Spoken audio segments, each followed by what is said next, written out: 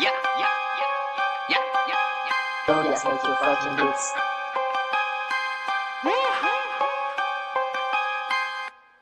I'm about my game. Live by the rules, we don't play the same. That's on my grade, that's on my name. I'm saying, I'm about my paper, about my game. I'm about my game. What is up, everybody? I finally have an intro. If you haven't noticed, this is Thomas Christopher, and we are live now for another episode of College Football Now, where we bring on-site reporters, photographers, just people in the football industry, and some of our good friends over here at the League Winners, covering some college football. But before we get started, please make sure you are liking the channel, you are liking the broadcast, whether you're watching it on Twitter, whether you're watching it on Facebook, or whether you are watching it on YouTube. If you're watching it on any of those, if you're watching it on YouTube, please make sure to subscribe. If you leave a comment on the show, we will get to it, and it should be a good show. We might have some technical difficulties, as some of the people in the green room, including myself, may be having some lag connection issues. But if you followed us long enough, you know that is kind of normal for what happens here. We just never seem to catch a break. But as I said, make sure you guys are subscribing to the channel. It's completely free to do so if you're commenting. This is a live show, so we will get to comments and in the order that they arrive. If you're on Twitter, please make sure you're liking, retweeting it. You can leave a comment on Twitter too. I'll get to that as well. I have my first guest in the green room with me, and we're hoping that it goes a little bit more smoothly than it was in our pre-recording interactions. This is my good friend, Brandon Haye. Brandon, how are you doing, my friend?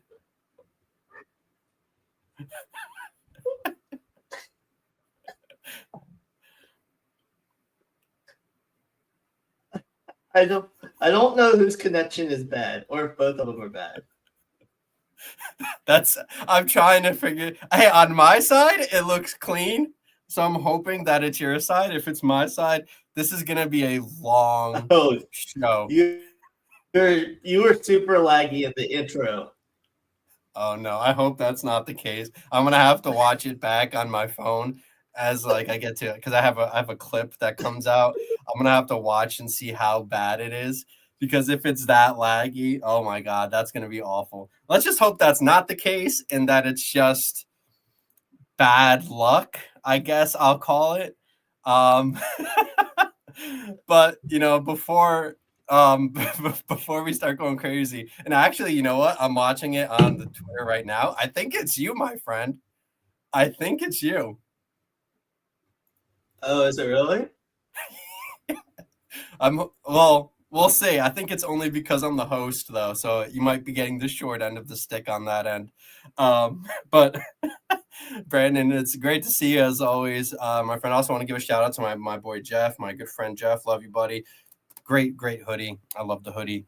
Shout out to Brandon for the hat too. If you want a League Winners hat, make sure you're contacting this guy who is, videoed beside me right now. But hey, let's get to some football, Brandon. Friday was a very interesting day because we saw the Florida State Seminoles get upset by the University of Virginia Cavaliers. They did lose in double overtime. Are you watching the show back? What? Are you watching the show to try to see who's lagging? Yes, I am. It's you, right? It is you, right? We've gotten that figured out. Yeah, it looks like it's me. So I really don't. I don't know what we want to do. That's a win for me. I will take the win. For those who don't know, this is just always happens to me and Brandon. We just can't ever catch a break whenever we're on the show together. There's always some type of technical difficulties, but we're gonna power through it. Hopefully, that's why we have an audio side too. And at least the audio side is not gonna sound as bad. It's just gonna sound. They're just gonna hear us randomly laughing and not know why. But Brandon, FSU lost in double overtime, 46-38. It was that okay, first off, the field storming in that game was absolutely insane. Have you ever seen a field storm like how the UVA students stormed the field after that FSU game?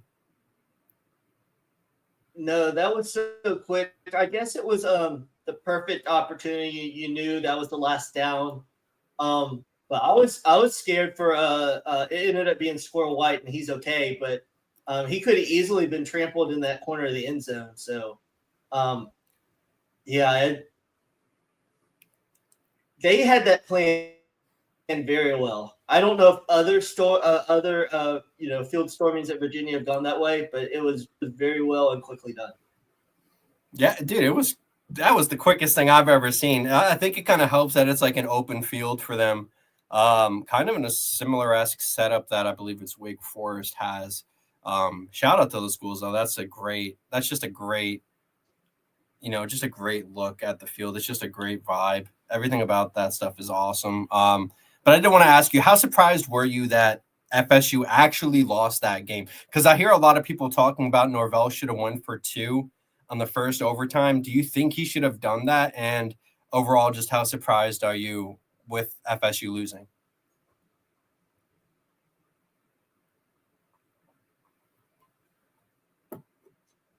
I had kind of had a little bit of a bad feeling. I figured I could tell super early, and they had a couple turnovers early. The defense was not ready for Virginia. It was the most balanced offense they've seen.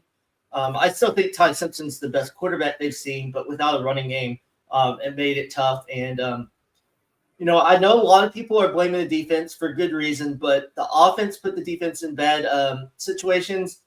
And the bad side of Gus Malzahn reared its head a few times on 4th and 1, doing that misdirection where if the guy doesn't get open, Castellanos go get sacked. When you've been able to run the ball, I think another part, which I put in my recap, is they've got to figure out someone to throw the ball to other than Deuce Robinson. They need to find a way to get Squirrel White the ball. They had Randy Pittman Jr. Kind of doing a little bit of everything, but not catching as much. But he made that amazing catch in the end zone. It fit all the check boxes of how you lose on the road. Fall down early, sloppy play, let the other team hang around too long, all those type of things. Yeah, it's kind of funny when they finally got Squirrel White involved. I mean, that Castellanos throw, I know that was like, it didn't end up working out, but that was some great ball placement, falling back. I mean, gave his guy a shot at least to try to make the play. It didn't work out, but I still think that was a great throw. Also, I'm curious because Virginia got ranked after that win. Do you think they should have gotten ranked for beating FSU there? Yeah, I think so. I mean, they've lost NC State on the road. Probably that's the only game that most people who rank them have seen. And I think it's positive because they got up on Florida State early. Then Florida State got back up on them, I think 21-14. And I thought Florida State would kind of run away with it, but they played strong. They had, I think quarterback wise, Virginia didn't necessarily play great there, but they were able to run the ball and opportunistic on defense. And Castellanos said after the game that they probably didn't take this game serious enough. So, I mean, I don't know why. That's weird, right? Because they're a conference. That's a conference opponent. Yeah, and most of these kids probably didn't know, but back in I think it was '95, same sort of thing happened, where Virginia wasn't supposed to win and they won, I thought they kind of were over this because the last 2 games they've come out really strong and aggressive. I mean the opponents were bad, so I think it does help them in the future if they fall down. But like I said in my article, Castellanos only had 14 attempts the first 3 games. Yeah, not total, but like he maxed out, and he had 32 in this one. And that they got penalties that put him behind the sticks, and that's just not a recipe that's going to work for them very much. And like I said, they've got to find someone other than Deuce Robinson to kind of throw the ball to. Yeah, I don't want to say concerned because Castellanos up to this point has kind of been like a Heisman candidate. But what are your thoughts on Castellanos? Do you think that the problems that reared their head at Boston College kind of come back to haunt him here? Or do you think with Norvell and Gus Malzahn at the offensive side helping him out, do you think that there's ways for him to break past that and kind of reach that potential of a Heisman candidate? I mean, he's going to have the opportunity this week against Miami. Yeah. I got it. I mean, it's not like Virginia really stopped the run game either. They had a ton of running yards. So I think Miami will probably try to do a better job, and they have the stronger defensive line. He'll have the moments, but I just don't think he is consistent enough to do that, because you kind of want his attempts to be under 20. And right. He's been super efficient, so far in the season.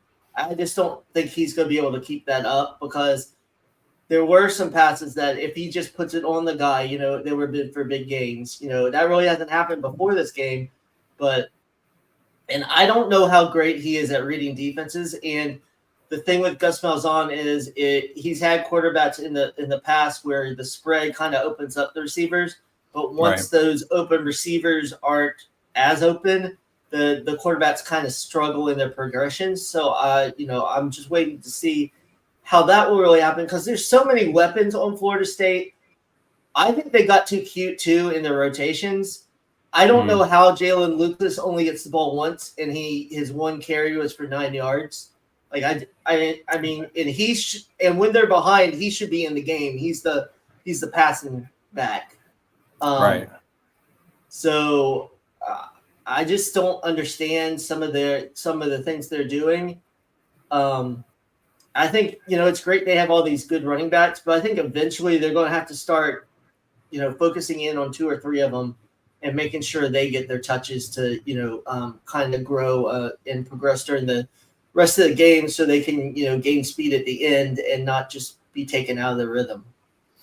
Yeah, that's what I was kind of confused with too, is that it seems like every game now FSU's kind of gone through like a weird rotation of their running backs where there isn't really they're not even really riding the hot hand. They're just it feels like it's kind of like they're just throwing darts at guys' names, and, somebody hits and they're like, okay, we're going to use this guy today. Sawchuk's been, okay. But yeah, I'm at a loss as why Jalen Lucas isn't being more involved, considering he's kind of been like one of their big home run hitters on offense. But that was a good segue to their upcoming matchup, which is an insane matchup in and of itself. That's FSU and Miami. Shout out to Stephen Bernard, who's going to be our photographer there. Somehow managed to get in there. Won't get into the deets on that, but let's just say Tommy Boy is not happy. Anyway, not at Stephen. Love Stephen. But Brandon, what do you think about this game preview? Who are your key players?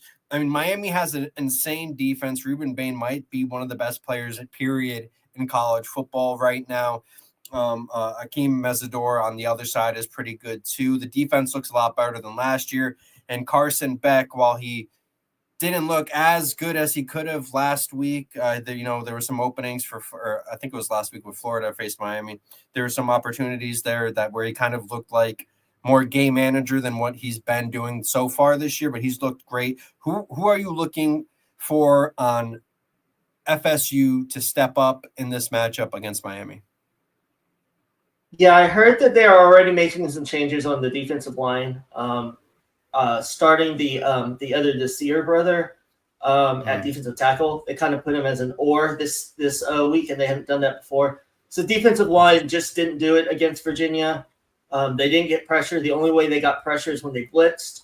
Yeah. And Justin Cryer did a good job of causing one of the interceptions. But against Miami, who has a very good offensive line, they're going to have to, get pressure on Carson Beck with just the front four, and then also be able to stop the run, which we saw they weren't able to against Virginia. I think Virginia's plan in the second half was totally different from the first because they used long drives to run down the clock and just ran the ball down Florida State's throat, which I was a little surprised by. I thought they'd be able to stop the run better.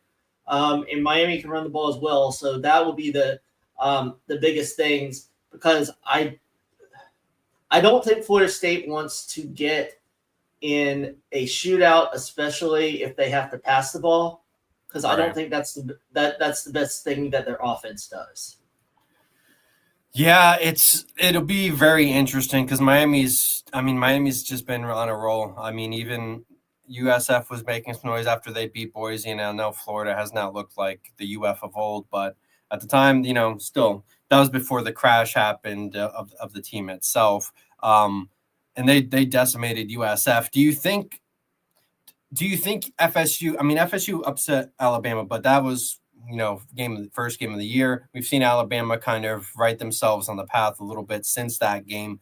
Do you think there's a chance that FSU gets completely blown out in this game? I don't think so, especially since it's in Tallahassee. There were a couple plays on defense where if they just make tackles, Earl Little Jr. Tried to go for the kill shot and just came in with the shoulder, and the Virginia's running back ran. A couple of things like that. They definitely didn't have the swagger last week, which they should have at home. And I think they do have the explosive plays that we've seen against better defense, like against Florida. Miami struggled a little bit of scoring touchdowns till this fourth quarter. I think all Florida State needs to do is keep that within a touchdown game going into the fourth quarter, and then they can use their running. Even though, it was fairly close against Virginia, I felt like they thought they couldn't just run the ball because of how long Virginia was taking. Yeah, and I'm sorry, I keep kind of smirking. My my webcam has an automatic framing, and every time I go and take a sip, it just does a close-up on my face for whatever reason. So I apologize. I'm not laughing at you. I'm just, oh my God, that was too funny. I hope they come out and play well. Last week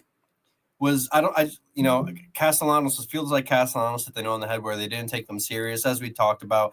That seems asinine considering their conference opponent. They had a good record when they came and faced them. So it didn't make much sense to me why you would look over a conference opponent on the road. Now they don't have the luxury of doing that. They potentially could have ruined. I mean, if they beat Miami and then they lose and they lost to UVA, I mean, it could potentially mess some things up for them, considering that it is, an ACC matchup. And now they have another one with Miami this week. Depending if they lose that one, then I believe they're down 2 games already in the conference, which isn't great for them. Being in the hole 0-2 is not spectacular. So before we go on to the next game, I just want to get your final opinion. Who do you think wins this game between FSU and Miami, and why?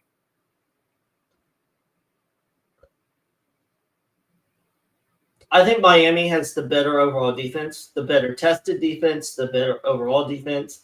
Florida State played very well defensively in that first game against Alabama, which I give them full credit for, but we've seen Alabama's offense has gotten better. I think they were still working through some things and they couldn't run the ball. It seems like they can do it a little better now. And I just think Miami, with the pressure up front, is going to cause some problems. And I think the biggest thing is, as you saw this last week, Florida State didn't have those 60-yard touchdowns. Virginia made them work their way all the way down the field. A couple times they had turnovers. Right. And that's what you're really hoping for against, a big play offense like that. Just make them drive the whole field. Yeah, it'll be very interesting to see. Now, before we get to our next game, I just want to say, anybody listening right now, please make sure you are liking, subscribing, commenting, doing whatever to make sure this podcast slash show, whatever you want to call it. Just gets to a broader audience, helps us have some fun, helps us get some more questions in, and just helps us get to a wider audience in and of itself. If you're on Facebook, if you're on YouTube, if you're on Twitter, the like button is completely free. Feel free to comment as well. Myself, Brandon, or any of my other guests will get on you and we'll get an answer for you on the show. If you're watching on YouTube, please make sure you're subscribing to the channel. It's completely free. Ignore the camera moving nonstop every time I move. Please try not to focus on that. We're working on that. Now, if you're watching on Twitter, please make sure to retweet. Now, Brandon, I wanted to talk to you also about the UCF game because UCF also lost their donut. They are now 3-1, losing to Kansas State Wildcats, who kind of started out slow this year. They're 2-3. They lost 34-20. Taven Jackson, 12 of 24, 115 yards, no touchdowns, a pick. Did he get hurt in that game? Yes, he did. He got hurt early in the first half. Then Ja'Cory Brown came in and threw a pick pretty early, but then threw an 80-yard touchdown in the half. It was surprising because Brown got dinged up too, so they thought they were going to have to go to Fancher, but Taven Jackson came back. Okay. No, continue. I'm sorry. But most of the big plays were running the ball, mostly. They still, which I was kind of worried about this at the beginning of the season, with the new receivers, new quarterback. The passing game isn't great. And I will say this is the Kansas State team I thought we would see earlier in the year. I thought they looked pretty good.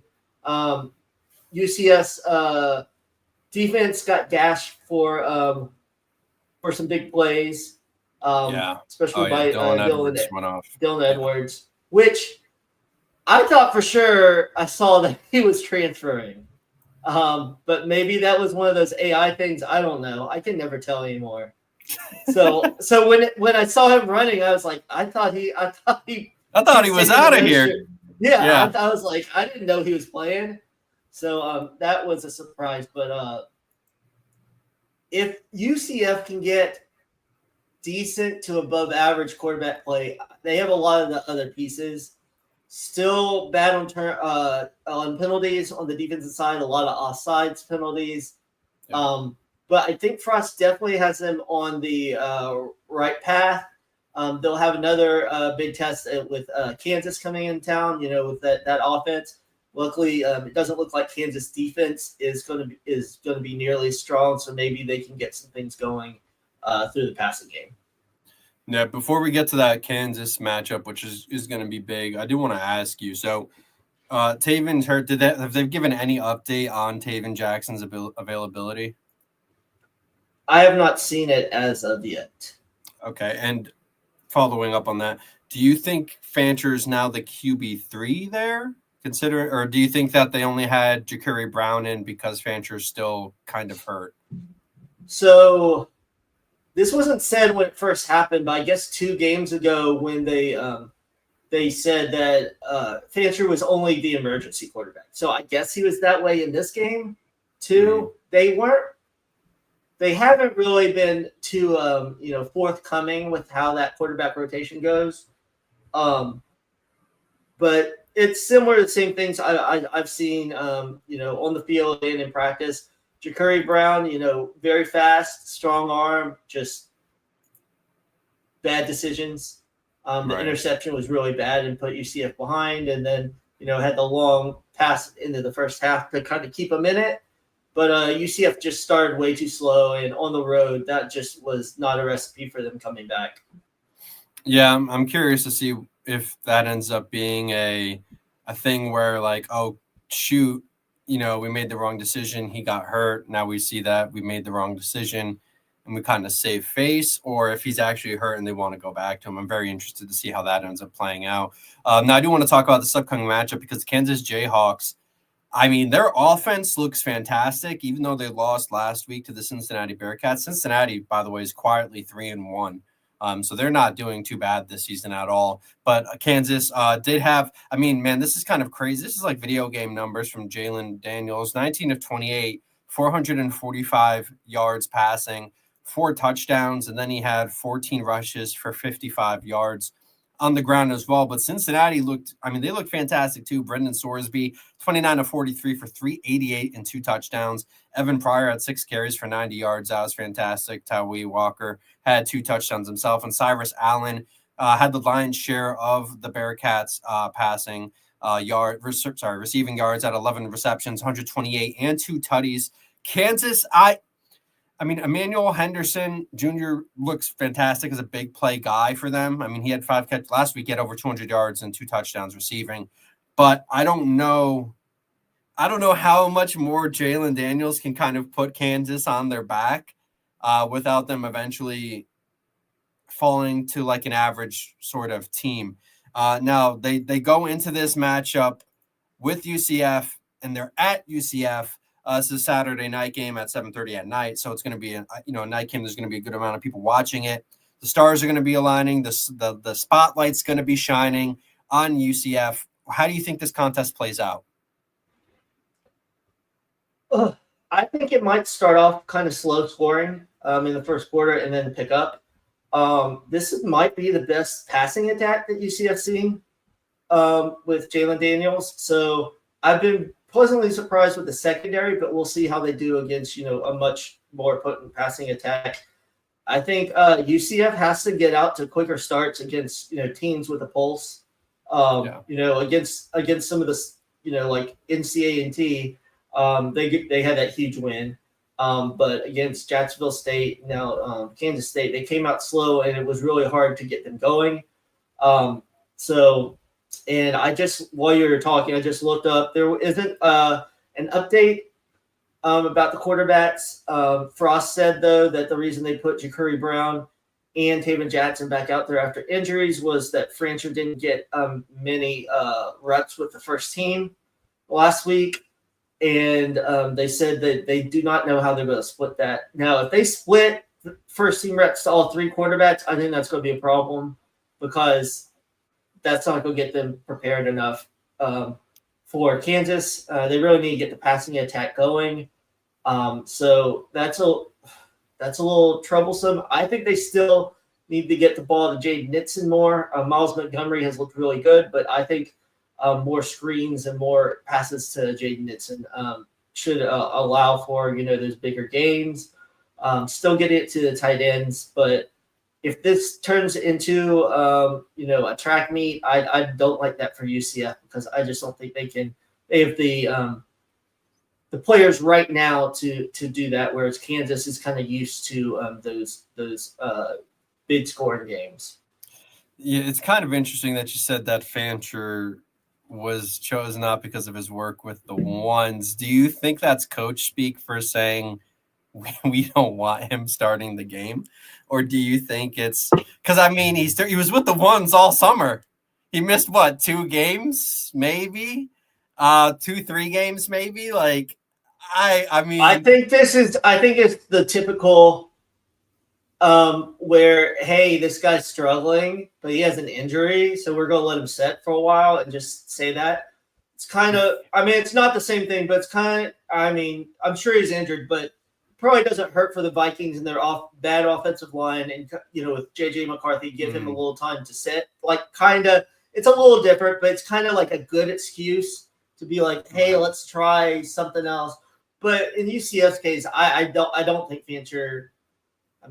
I guess Fancher might be better than Ja'Cory Brown. I don't know. Ja'Cory just is very turnover prone, but Ja'Cory is a better runner. But I think Taven Jackson gives him the best chance to win just because he's able to throw the ball down the field. I think some of the receivers aren't getting enough separation. And I don't necessarily know if they're scheming up pass plays as well as they could. So we'll see if that continues to get better. Yeah, I did want to ask you about that because UCF, they've won those games. They put up those numbers. They haven't really had anybody that's been like a household name for them. Like, right. You know what I mean? Are you concerned about that going forward? Because after this game, I believe they face Cincinnati next, so they're going to be tested with another good team. West Virginia's not a slouch either, and then they have Baylor, Houston Tech, and then Oklahoma State's kind of but then they have BYU as well. Are you kind of worried about their production on offense just keeping up throughout the course of a season, or do you think there's a guy who could maybe stand out? Well, I thought a couple of the freshmen would stand out, and that hasn't really happened. DJ Black from Limestone has kind of stood out a little bit. Marcus Burt from Florida had a couple nice catches. I think they're really missing Farmer from West Virginia, with Darius Farmer. He was kind of their Jalen Lucas for this offense, like a lot of sweeps, a lot of motion, and he looked really good. And I haven't necessarily seen them use a player like that, which I think they should maybe look at using Jay Nitson, unless they don't want to use their backup running back in that way. Right. But I think they're kind of missing that part of the offense, because they have receivers that are bigger receivers, but not necessarily the twitchy receivers they have in the slot. So I think that's something that they are still looking for. Yeah, I'm going to be very interested in seeing that, because Kansas is a high-flying offense. Their defense isn't the greatest, so this will be a good opportunity for UCF to kind of put up some points. Against a good team, not the NCAA of the world. UNC, they put up some points too, but we're just going to pretend that game didn't happen for my sake. But there is one other game that I said good team, so I didn't include North Carolina, so don't worry. Oh, okay. I appreciate that. I did actually want to ask you a question before we get to the last game. Arkansas, they're going to Bobby Petrino as the next head coach. Do you agree with that? Do you think that's a good move for them? If they want to win, yes. If they want any moral high ground, no. Because they already fired him once. I didn't even know he was around until I saw that they've had their best success under Petrino. Yeah. I think they could go on a little run because they have playmakers on offense. They were looking okay, and they just keep falling apart in the fourth quarter. Yeah. So I think they could play spoiler in the second half of the season in the SEC. I think. I haven't looked at their schedule, but I'm sure when they play some of the other teams in the West, they could definitely cause some of those teams to stumble. Yeah, I think they have a bye week this week. They do. Yeah, they have a bye week this week. Then they go on a pretty tough – they go on actually a murderer's row. They face Tennessee, Texas A&M, Auburn, Mississippi State, LSU, Texas, and Missouri to end the year. And 5 of those 7 teams are ranked. So they have a chance to potentially play spoiler there, which will be interesting to see. But I do know that the other game that you wanted to talk about was, I guess we'll call it an upset of Oregon over Penn State. Drew Aller with a classic ill-timed interception in the fourth quarter. He's kind of been hurt. I wasn't sold on Aller last year, and I've been told from numerous people who do scouting that he was given a go-back-to-school grade. I'm pretty sure somebody posted about it as well, actually, on Twitter. It's going to slip my mind on his name right now, which I apologize in advance. But he's not doing too much to improve that stock. On the other side, Dante Moore looks fantastic this year. He looks like a completely different player than his time at UCLA. Give me your thoughts on that matchup. What are your takeaways? Well, if you can find a positive in another loss at home to a top 5 team like James Franklin's on, Oregon had a nice lead in that game. They forced it to overtime. They really got the offense going in the fourth quarter, but you can't have that at home. You got to get stuff going earlier. I don't know. I thought Drew Aller. I always worried about James Franklin in Penn State, kind of holding Aller back, but he's making mistakes that are on him. It'd be one thing if like when he played as a sophomore one game against Michigan, our defense was really good, and he struggled. I was like, that's a good defense and not a creative offense. But right. that turnover in overtime, you can't make that play. It's not even that great of a sneaky coverage. It was just regular zone. And you can't make that play. And he has some receivers now And I mean, they weren't even able to run the ball that well. They ended up with 139, but Katron Allen only had 54 yards and 12 carries. Nick Singleton, 21 yards and 11 carries. Another guy that has underachieved, Nick Singleton. Actually, I think Katron Allen is the better running back right now than Nick Singleton, at least in college. Really? There's just two. I think overall, yes. I think Singleton has the more speed and is the flashier player. But I see Allen consistently getting good runs, whereas sometimes Singleton cannot, I mean, in this game, he averaged 1.9 yards a carry, and Katron Allen 4.5. Yeah, that was not good at all. 11 rush attempts too is terrible. Also, I want to highlight that Trevor Pena, who transferred from Syracuse to Penn State over passing offense concerns, he has not looked great at Penn State. And I know that's not necessarily on him. They try to get him the ball in a variety of ways, rushing the ball. I think he had a couple of rushes in this game too, but he only caught 2 passes in the game. And you want to see more from the guy that you're paying big money to play for your team. So that's very interesting. I have a lot of concerns about Penn State's head coach, and I don't know if James Franklin is a guy who can win the big games. I just don't know if he can do it. I mean, he hasn't. Right. Do you think there's a point where if you're Penn State's AD, do you just say like, okay, like you have to win X big game or you're out of here? Well, now, like the last big game he won was in 2016 when they blocked the field goal against Ohio State. And in all honesty, it's not like they outplayed Ohio. I mean, they played it pretty even and then did that. Right. I mean, he doesn't have a good record against Ohio State and Michigan. Now he's got to start playing Oregon more.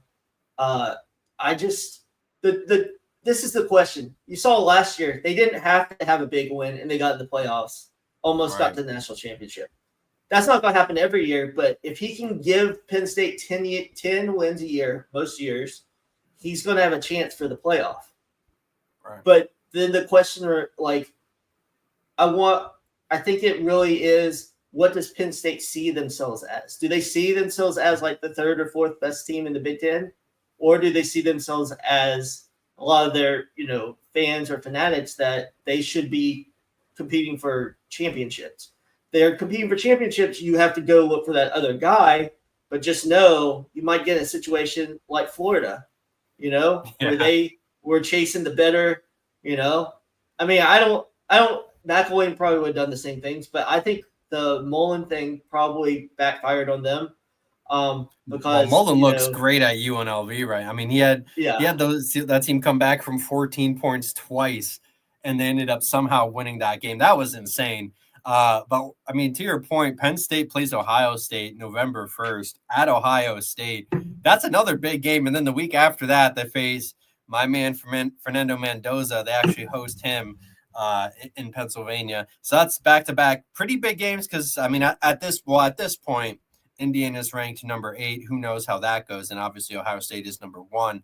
Ohio State probably is going to stay around there. I mean, they play Illinois on October 11th, but they don't really have a massive game until that Penn State game. I know this is kind of out there, but I just wanted to ask, do you think Franklin could even remotely compete in that Ohio State game? And if they lose, is that the sign of like, okay, like is that decision making time where what do we do with Franklin? No, because I think, to be totally honest, I think this Oregon game was the game he should have been graded on at home. I wouldn't necessarily say Oregon's better than Penn State. Pretty equal. Whereas I still think Ohio State has more talent than Penn State. So I think that was the game. I mean, say Ohio State is still in the top 5, which I think they will be. I don't know if you can lose to a top 5 team like that is that good and say, oh, I mean, if he loses that game and Indiana, but say Indiana's a top 10 team, but Penn State still should be Indiana with the talent they have. But It kind of depends on. I don't know who their short list of coaches would be to come to Penn State. That's a great question. I don't know either, because it's not like, I mean, the school itself is a storied school, but it's not necessarily a great location, especially in the wintertime. And recruiting there, you also run into that same type of struggle where, like, yes, the school is a storied school, but the Northeast, they have good prospects in the Northeast, but they don't beat the kids down south in Florida or Texas or even out west. You know, the Midwest is starting to get a lot better now, especially with trench work. So it's becoming different. And I think the NIL is going to make things a lot more even. It's just, I don't know if Penn State's one of those places where I think they're going to be I think they're going to be playoff contenders, but I don't think they're ever going to reach the goal of being a national champion, at least not under Franklin. And I think you kind of agree with me there. But I did actually want to ask you on the other side, how do you feel about Dante Moore? Because he looks fantastic ever since he's gone with Oregon. He looks really good, and I think he might be able to take him further than Gabriel did, because Gabriel had, limitations size-wise, and Dante Moore can make all the throws and everything. I think Gabriel was just a good facilitator, where Moore is, can do a little more at the quarterback position. I'm obviously past this with, flying colors, beating Penn State at Penn State at night. I think the biggest thing, just to jump back on Franklin really quick, I think his most success was when he has really good offensive coordinators where he can just coordinators. I don't think he's a great in-game coach, good recruiter. I think he makes bad decisions in-game. Yeah. And I think the coordinators are the ones that saves him. And just the thing is, when he's had good offensive coordinators, they've ended up leaving. So, they're kind of, everyone jokes about, like with Michigan and everything, going back to, the motion and Bethel, but that's kind of what Penn State is. Like, they want to run the ball, play good defense, and the quarterback does something, I think the biggest difference, if you play that way, when Michigan won their national championship, J.J. McCarthy was super efficient, made would only throw the ball 17 times, but would complete 13 or 14, for a couple touchdowns. When there's that little amount, that just might not be what Aller's good at. He might need some throws to kind of get him going. Whereas at Penn State, you don't necessarily get that. You just have to throw when your number's called. And kind of a little bit like Carson Beck. At Georgia, it was really reined in more. And it seemed like at Miami, at least for early on, they kind of let him cut it loose a little bit. I think some quarterbacks do better in that system than they would in, the more restrained system like at Georgia or Penn State. I think that's actually a good comparison. Beck at Georgia would be interesting. That brings me into an interesting what if for you, I guess. Do you think if Drew Aller was in a system that lets him sling the ball more, do you think he would be more successful as a quarterback, or do you think it would more so put a focus on his mistakes as a passer and kind of tank his stock completely? It's really tough because I think some places just break you as a quarterback. Yeah. And I'm not going to say because they've had some good, Trace McSorley was good. I think he could do really good things. But the thing is, looking at Nussmeier at LSU, we thought he was going to do great things this year. And, now it looks like he's looked bad. Injury. Yeah, he hasn't looked good. Cade Klubnik. But there are certain systems, if you put him in, I would really like to see it. Kind of, one team we talked about, not to say they're the same athleticism, but how Kansas kind of is wide open, throwing the ball all over the place. I think Aller could have done really well if he started off that way. If you put him in there now, I think it's kind of like what happened to Graham Mertz. Graham Mertz came out, he was a top 5 quarterback, went to Wisconsin. They were we finally have a good quarterback, and Wisconsin broke him. And then, he went to Florida and was okay, but he never reached that potential. I just think certain teams take everything out of you where you're more of a robot, and as a quarterback, you need to have those different kind of stylistic type things to really be able to continue to develop and perform at the highest level.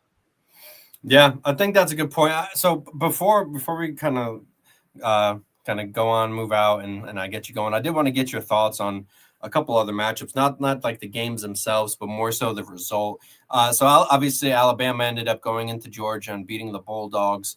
Do you think like Alabama came up so small in their first week against FSU and have since Ty Simpson is he's one of 4 quarterbacks in the FBS right now to have 11 touchdowns and 0 turnovers.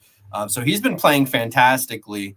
But do you think that Alabama has the potential to reach like the Saban-esque era of the Tide right now under DeWare? Or do you think that is kind of like you're in the SEC, it's kind of like a bunch of guys just swinging at each other and sometimes a guy's going to get knocked out? I think with NIL, there's never going to be a Saban-type dynasty. There's going to be teams that are really good. Like we've seen Georgia, they've been really good. But, since NIL started and, SEC country might not like this, but there might be a reason that the SEC hasn't won the last 2 titles, because now that everyone can pay the players, it's not as big of a gap, because some of those players, if you throw a couple $1 million at them, they'll get through the snow in Michigan or Ohio State or Penn State. Whereas before, like, I'm going to stay where it's sunny and everything. And there's a better path to the playoffs. A lot of the Midwestern teams have more alumni money than the Southeastern teams. So I think that'll be different. And I think Saban just had a personality that he was never satisfied, and he made that on the team. And I don't know with the transfer portal how it is now, if you can continually coach players like that, because they'll just say, I'm going to leave. And Saban had the thing where, hey, we've got this run in Alabama. You could sit 2 years, play your 3rd year, and get drafted in the first round. And players aren't doing that anymore. They're not going to wait. And so you're not going to have that just plug and play. You're going to have issues. And with the playoff, I don't think you have to you don't have to go 11-1. You can lose a couple games. So I think the level of urgency through the season is totally different as well. Yeah, I think that's a great point. And so another game I wanted to talk to you about too is we're staying actually in the SEC on this one is LSU got upset by Ole Miss. What are your quick thoughts on Ole Miss and the job Lane Kiffin's doing over there? I think he's doing a great job because he's had to go with 2 different quarterbacks. Yeah. With LSU, the offense still can't. The offense can't get going, so it's a total reversal. Last year, the defense couldn't stop anyone. This year, the offense can't score, and you can tell it doesn't look like Brian Kelly has any answers. So, LSU is probably not in as good of a boat as Penn State, but you've got to look at it too as saying, are we happy getting to 9 and 10 wins, or do we think we should be like Alabama and Georgia and getting 11 or 12? We'll see. I think the way LSU has acted in the past, they think they should be up with Alabama and Georgia. Right. I just don't know what coach they would want to go after next that could possibly do that. Yeah, it'll be interesting to see. I want to give a shout out to Kiffin too, because it's hard to do what he's doing in the SEC with a backup quarterback. Jim looks fantastic. But Brandon, I'm gonna let you go. I thank you so much for coming here, despite the technical difficulties that we just always seem to run into. But before I let you go, brother, just let me know where everyone can find you on your social media.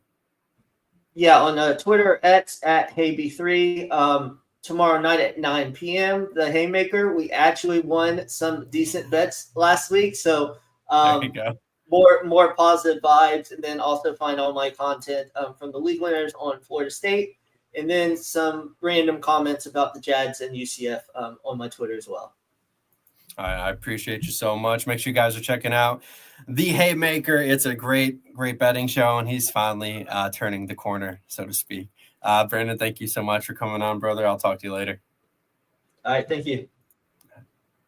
That is Brandon Haye of the League Winners. He is one of our correspondents who works for the team, and he covers multiple teams for us, going from UCF, FSU, and he's also the header for Georgia Southern, as well as Coastal Carolina. I have my next guest in the green room right now. He's a senior. He's a senior at Cal, covering the Golden Bears at the Daily Cal, and you can find him at Joaquin Ruiz. Join our portfolio for all of his work at .com. It brings me to introduce him right now. Joaquin, how you doing, brother? I'm good. How are you? I'm doing fantastic, man. Hey, it's got to feel good to be a Bears fan after what happened this past weekend. They ended up defeating Boston College. The end of that game was just insane. Yeah. So give me your thoughts on that matchup and how everything went for Cal.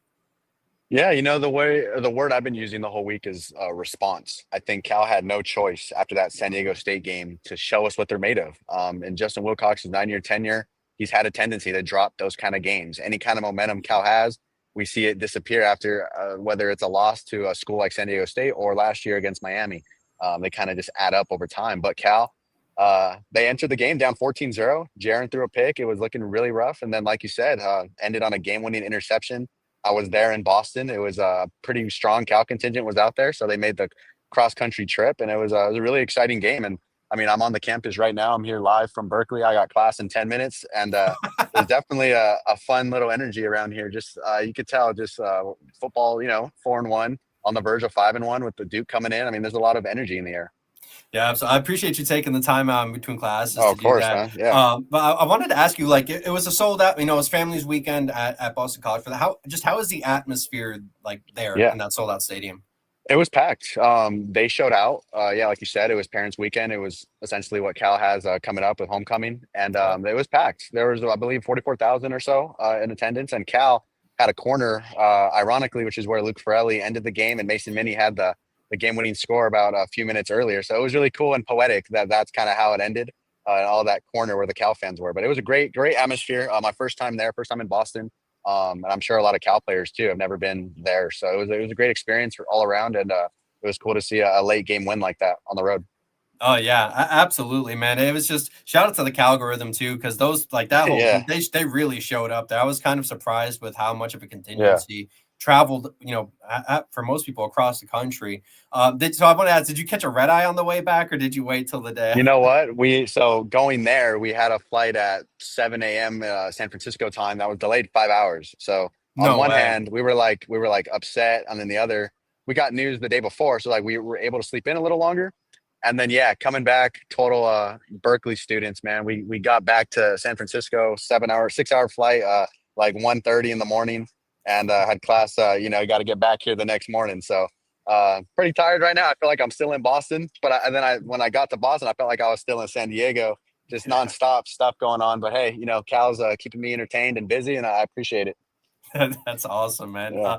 Now they do have a pretty big game this week. You touched on it a little bit. It's against the Duke Blue Devils, who absolutely destroyed the Syracuse Orange this past week. They blew them out. It's another ACC game, but this time Duke has to travel across the country to face the Golden Bears. What are you looking for in this matchup? I'm kind of interested to see what Duke team we're going to see. Like you said, they just blew out Syracuse 38-3. It's an impressive win. They're 3-2, 35-point win. But then again, it's like they've lost to Tulane. They've kind of had their stumble. They lost to Illinois. And Illinois is a good team. But I'm interested to see what Duke team shows up. A lot of change for them, especially at quarterback. Mensa's been great, leads the ACC in passing yards, third in the nation. They have a really well-rounded offense. I'll say that. So I'm excited to see how Cal responds, especially down. I don't know if you saw the news, 2 starters on the defense, edge rusher Ryan McCullough out for the season, as well as safety Isaiah Crosby. So it's going to be Cal's kind of putting this makeshift defense together against a Duke offense that's rolling, it looks like, for at least after a big win against Syracuse on the road. Yeah, at least if there's one person that you can kind of be like, okay, the defense could potentially be okay in a makeshift, it's Justin Wilcox, who just seems to just pull pieces together. They will have their hands cut out, or they will have the work cut out for them because I believe Duke's freshman running back Nate Shepard absolutely guy. gashed. He's the Yeah, guy. he absolutely Yeah. gashed Syracuse. He had Yeah. he had 168 yards and 2 touchdowns. Yeah. That was an He's averaging insane game. 8 yards a carry basically. And that's what I'm saying. Like it's a well-rounded offense because you have Mensa, who's leading essentially the nation in yards, passing yards. And then you got Shepard, who's an up and coming running back who's just taking what he wants out there. And then a stat I liked about Duke as a reporter for Cal is that they share the wealth in the passing game. They have 6 receivers who have caught 10 plus passes this season, which is pretty impressive. So I think it's going to be a high scoring game. I was just on another show earlier when we were like, last week against Boston College, Cal won a gritty game in the 20s, but this one I think I could see it going into the high 30s or even 40s. Yeah, I don't think you'd be wrong about that. They kind of needed him to step up because Mensa when the running game wasn't working, Mensa had to do a little too much. And I think that's how we saw them lose in those other matchups. But I did want to actually talk about, Cal's freshman quarterback, Jern Calve. He's obviously been an enigma for everybody there. Just what are your thoughts? What are your thoughts about him? And do you have any potential concern? I mean, I don't know about concerns, but maybe constructive criticisms or things he could potentially work on, because every freshman has something they can work on. Yeah.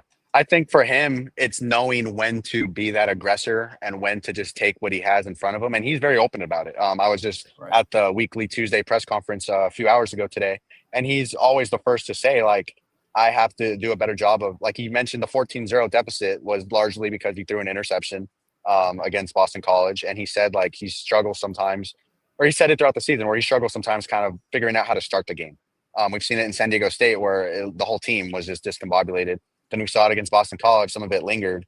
But then you see like Oregon State to start the season. It's kind of ironic. Like his first look at a field, he looked as calm as anyone ever. So I think for him, that's like the criticism I have. And I think it's a fair one that he would take on the chin as well. He's very open about it, just kind of being never too high, never too low, just playing his game. And then in terms of what I think of him, I mean, the fact that we're talking about him like week 6, he's the talk of the team, the program. From what I hear from inside the program, he is a rock star and a great leader. And he just seems like he has the keys to the program. And he's taking it with a bunch of humility, and his arm speaks for itself. I open any app, any feed, I'm going to see a throw from Jaren, somehow, some way. And it's really impressive and I'm spoiled as a reporter to kind of follow his journey week in and week out. Yeah, it's hard. You're hard pressed to find other true freshman quarterbacks who've gone viral in such a short amount of time. Now, Kendrick Raphael seems like he may be the RB1 now. Seems like it. Yeah. How were you? Were you impressed with his performance against Boston College this past week? For sure. And his performance to me was like under the radar. Obviously, Jaren's throw to Mason Minnie, the Cal tight end, who got the game-winning score, and then Farrelly's interception kind of stole the show.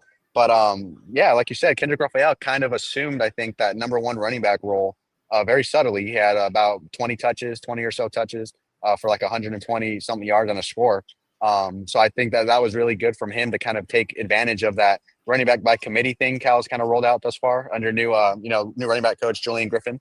But yeah, he really took advantage of the opportunities, took advantage of his touches, held on to the ball this time, which has been a struggle for Cal running backs all season. So I think he really, really did what he had to do exactly when Cal needed to. So there's one last thing I wanted to ask you before I let you go. Fernando Mendoza led a game-winning drive against Iowa. I'm sure you're going to know what I'm about to ask you. Kind of the same speech that he had last year with Cal, almost word for word, if I'm not mistaken. Pretty close, yeah. He's played great this year. What are your thoughts about how that Indiana team's just been doing? They look good. And it looks like he's comfortable over there with his brother, as in the same quarterback room as him. I'm sure the family's got to be really ecstatic about that. Closer to home. I know Indiana's still a ways to go from Miami, where he's from, but I know it's much closer than California. But that team looks really good. And it's cool to see Fernando leading it. Just given my experience as someone who's, talked to him and covered him when he was here for his time here. But yeah, I think that team is really good. That win over Illinois seemed to really let people know that they're legit. I know they didn't have the prettiest win this past weekend, but good teams find ways to win, and it seems like Fernando and the Indiana Hoosiers are pretty good. Yeah, and I know there is some animosity, at least between Cal fans and Nando, for all the stuff that I don't really want to talk about on the air. But there's a lot of stuff. Yeah. But at least one thing can be said is Cal's kind of becoming QBU. I mean, it's kind of hard to deny at this point. Yeah. I don't know. The way I see it, Cal's DBU with all the defensive backs in there. But I mean, who knows if Fernando does well? I don't, like you said, there's so much behind the scenes. Like Cal fans aren't the happiest with Fernando, and rightfully so. And If he goes to the NFL and has a great career, I'm sure down the line, maybe him and Cal would be able to mend whatever they got. But yeah, right now Cal's fully committed and invested in Jaren, and that's how every fan would answer it too. Yeah, absolutely. I love Jaren. I think he's just such a humble guy too. It makes it so much easier to root for somebody like that. Now, Joaquin, before I let you go, man, can you just let everybody know where they can find you out on your social media? Yeah, I think it's next to my name, but it's at Joaquin Ruiz, spelled like you're walking down the street. And that's so you guys remember it. And yeah, I just cover the team for the school paper and the radio out here. And I'll be there Saturday covering the Blue Devils and Golden Bears. Awesome. I'm pretty sure I'll have Cody there too. So I'm sure you guys will link Looking forward to it. Yeah. Yeah. I appreciate you coming on the show, man. Thank you so much for your time. Thank you. All right. Have a good one, Thomas. Yeah, you take care. And that is Joaquin Ruiz. You can find him at Walking RUIZ on Twitter. He's also digital editor at NBC Authentic, which covers a lot of the Bay Area sports. You can find him on all of his work at Joaquin Ruiz, JoaquinRuiz.journoportfolio.com. Now we do have another guest about to be on the show in a little bit, but I did want to actually talk about making sure you guys are liking, subscribing, and commenting on the channel, whether you are watching on YouTube, whether you're watching on Twitter, or whether you're watching on Facebook. Clicking that like button is completely free. Make sure you're doing it. If you're commenting, this is a live show. This isn't pre-recorded and pretending to be live. That's why there's mess ups. That's why there's lags. That's why there's all that really fun stuff that nobody really wants to see, but you guys get to see here. So make sure you guys are doing that. We'll get to them in the order that we are receiving them. And if you're watching on YouTube, make sure to hit that subscribe button. It's completely free. It helps everybody else at the channel. If you're watching on Facebook or on Twitter, make sure you're sharing, retweeting. It really, really does go a long way. And I do really want to thank everybody for listening to the show in general. It's been a fantastic start to the season. And I do appreciate everybody who has gone and kind of taken and accepted us for what we are. Like if you're new to this channel, we are the league winners. We bring people who are live reporters on location, and we bring them to stadiums to watch football. I mean, we're basically beat reporters all around, guys who do video photography, all that and more. And just make sure you guys are tuning in. And I actually just want to give a thank you again for everybody at the beginning of the show, because I do know that we did have some technical difficulties with Brandon, but I don't think the audio was bad, so I do appreciate people who stuck around in the first half. Now, I do actually have my guest here in the green room. You can find him at Twitter on @CallDT, CALL, and the letters DT. You can find him at wakeupcalldt.com for all of his shows live Monday, Friday, 9 a.m. to 11 a.m. But he tends to run a little past that, if I'm not mistaken. I'd like to bring in my good friend Dan Tortora. Dan, how you doing, man? I'm doing good, man. It's an interesting day today. Day that reminds you that life is precious and fragile, and you really should think about the way you treat people, the way you talk to people, the way you interact with people. You don't know what the next time is going to be. I'm happy to say the last time I saw Lawrence Moulton was always a good time. Always gives me a hug and shakes my hand and, says brother and family and good stuff. And so, finding out he passed today is, I don't know, it makes you really think about life. So, yeah, I mean, it's the beautiful part of sports. You have relationships that go beyond wins and losses and go beyond what people know is like the larger than life. And you get to know the person and you get to know their kids. And yeah, man, it's going to be weird not seeing him at the games, but no, I miss him and I love him. I know he's up there in heaven. I know he's shooting threes with God right now. So that's good. No, I know this is a college football show, but I want you to let people know who Lawrence was, because I don't know and people who are listening, they may not know who Lawrence was. Yeah. The all-time leading scorer in Syracuse basketball history, nicknamed Poetry and Moten. And great nickname. Wore number 21. Got his jersey retired finally. We talked about it for a while. It happened while he was alive, which was good. And yeah, I mean, he had guys around him like JB Reef Snyder and John Wallace and Lazar Sims. And, you know, he went on, got drafted in the NBA, played for the Vancouver Grizzlies. Just a good dude, man. He was the all-time Big East leading scorer. I think he was for a while. And yeah, I mean, when I was growing up as a kid, it was him and John Wallace. And I'm going to talk about it tomorrow on my show. I'm realizing right now that I kind of feel like I'm talking through quicksand. I don't really know what to say, but I mean, I grew up collecting his cards, and he was one of my favorite players. And then I got to meet him, and then we got to talk, and then he been on the show. I don't even know how many times. And yeah, I mean, I just got used to every year, like, oh, I'm going to reach out to Lawrence and see how he's doing. And I got to talk with his daughters, and he, you know, his love for them and his pride in them, man. He talked those girls up like they were the only two kids on the whole planet. And yeah, so I mean, people, if you look him up on YouTube, you'll see how great of a basketball player he was. But I was very spoiled by God to get to know him as a human being and to call him a friend, to count him as a friend. And it sucks. But I think anybody watching and listening should, we all need to be a lot nicer and purposeful and consistent and kind. You know, this country was divided based off of somebody getting shot in the neck. And, you know, now I'm sitting here looking at a friend that passed away, and, you know, I don't know. I feel like death should bring us all together, should humble us, should teach us something, that life is fragile. None of us are God. None of us are immortal. And yeah, I mean, I hurt for the world right now, man, because,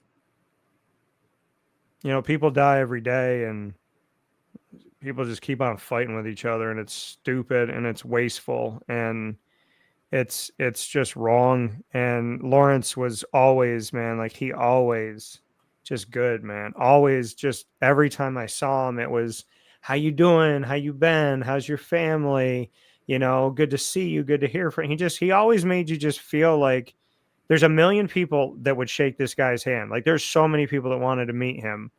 And then I would go up to him and tap him on the shoulder. He's like, Dan, my man, how we doing? And just, there's always love, man. It's just, you know, a handshake and a hug go a long way. I just hope people know that.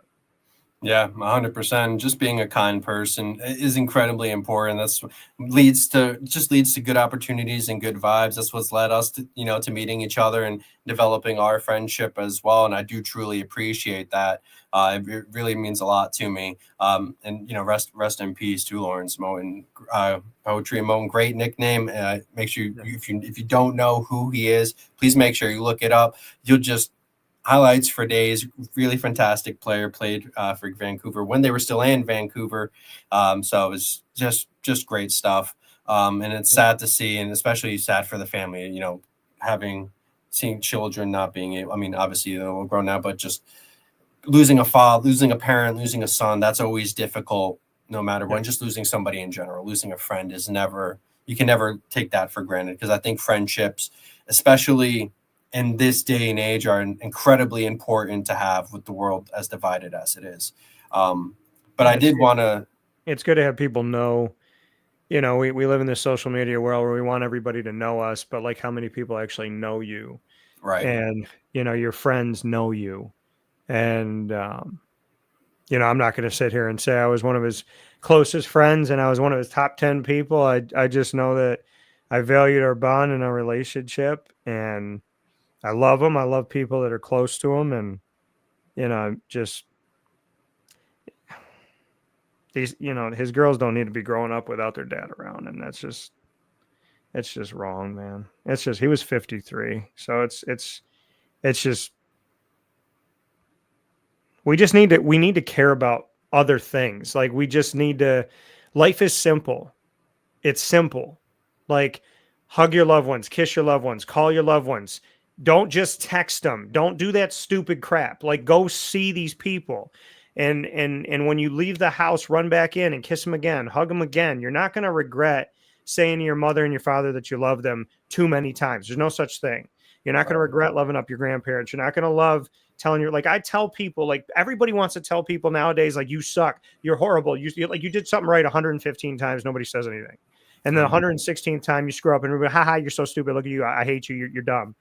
And so I've made it a point to be like, when somebody holds a door for me, like, I'll be like, hey, thank you, like, I appreciate that. If someone's just consistently good, not occasionally great, I go up to people and I say, hey, we live in a world where everybody tells us when we're wrong, but I just want you to know that, like, you're a really good person and you're a really kind, and people see that and I see that and I appreciate it. I love the way you treat me. I love the way you talk to me. I just want you to know that today. I feel like we need to take the time, like, take all the hateful crap that you say on social media or in person or however, whatever you put that stuff in, take the pile of donkey stuff and turn that into, like, love and respect. Take the pile of poop and make it a pile of roses, and just see how your life shifts and how your life changes. Like, everything is cyclical. If you put poop in the world, your life's going to smell bad eventually. And if you put roses in the world, like, your life's going to be pretty beautiful. And so, I mean, I'm challenging people to go tell somebody good, like, tell them something good. Like, yeah, there's the 10 people that cut you off, but there was that one person that waved you in when the traffic was really bad. Like, instead of cussing out those 10 people, just be like, hey, man, thank you so much for letting me in. Like, put your hand out the window. Hey, thank you. You know, if it's slow enough and they drive by, you just go, hey, thanks. Have a good day. And you see their little kid in the window looking at you, say, hi, little buddy. Like, just do, like, little nice things. Just seriously, like I got to see a couple of my friends today, and I got to mess with them and joke with them and hug them and, you know, tell them I love them and wish one of them a happy anniversary. And so just do that, man. Like, just love your people and just do nice things.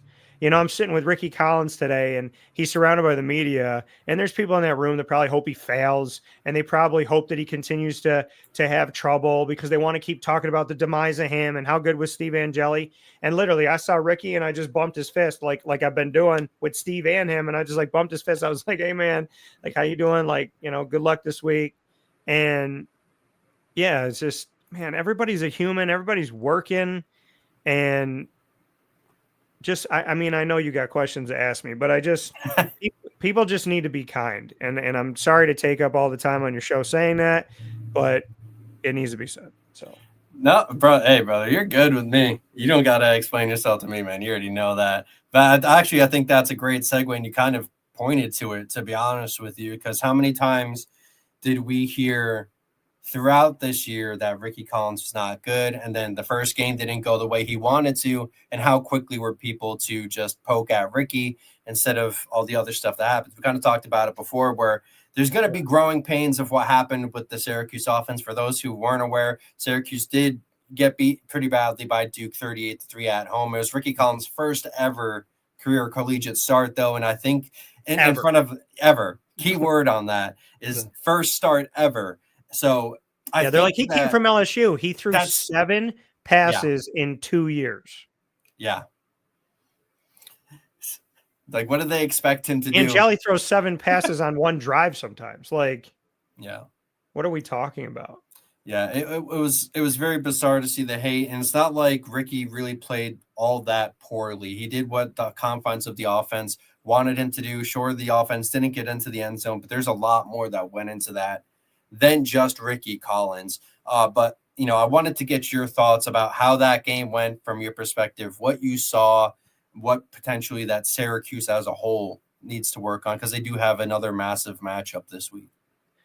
Yeah, I mean, I think the first thing is anyone that keeps going with this, like, Duke is a basketball school, just, like, educate yourself, maybe.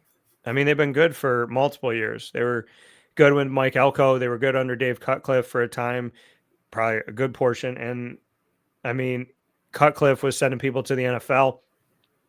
You know, Cut had Riley Leonard, and then Elko had Riley Leonard, and then Notre Dame had Riley Leonard, and they went to the national championship game in the first ever 12-team playoff. And, you know, Manny Diaz, he's a good coach, man. He's a good coach, and he's fiery, and he's defensively minded. And I mean, think about it. He's defensively minded, and they shut Syracuse down. Ricky got asked today what he wanted to do better, and he was like, score. And then he got asked like 2 other times similarly, and he was like, get in the end zone, score. Like, he said, we're capable of scoring 40 points a game. Like this offense is capable of that. And I don't disagree with them that they could score a lot of points.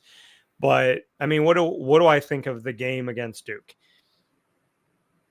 I think people went in saying Syracuse beat Clemson, so they should kill Duke because Clemson is higher to us than Duke. And then my response would be Syracuse beat Clemson with Steve Angeli, and now you want Steve Angeli to beat Duke, but he's not playing. Right. So, I mean, it's just weird how, like, people were like, well, if you beat Clemson, you should kill Duke. But they don't take into they don't factor in, if Aaron Rodgers goes down for the Steelers, what are they going to do? What's Miami going to do without Tyreek Hill? What does Baltimore do without Lamar Jackson? Like, I mean, and Quinn Ewers, Quinn Ewers is an average quarterback. He's such trash and he's terrible. And then Arch Manning comes out and he doesn't play that well. And then it's like, oh, did you maybe think that Quinn Ewers was like maybe qualified, that he played for the first couple of years? And so like, it's so wild to me that like, I will reserve my thoughts until I have like facts to back up an opinion. I'm not just going to have a willy-nilly opinion. And then when I have the opinion and I talk highly of Quinn Ewers, and then people tell me that he's trash, and then I'm like, but I was at the Chick-fil-A Peach Bowl, and he dropped back and threw a touchdown on 4th and 10. I don't know more than 3% of quarterbacks that can do something like that. So, like, you're telling me that he's trash on a 4th and 10 throwing a touchdown in a high-octane playoff game where if you lose, you go home? Like, it's just stupid to me. And so, I mean, yeah, I guess my long-winded answer is the defense played really bad and they didn't tackle well and they played bad in all phases of the game. And Darian Mensah is a really good quarterback. And Nation, remember he played for Tulane last year and you all thought like Tulane's trash, so who cares? And now you want to talk about Darian Mensah like Duke just found the guy. Like, Oh my gosh, look, I found Darian Mensah. Look at this new. It's like, bro, he's been here. He was so good. That's why he got paid. Like, he was so good for Tulane. That's why Duke bought him. Like, right.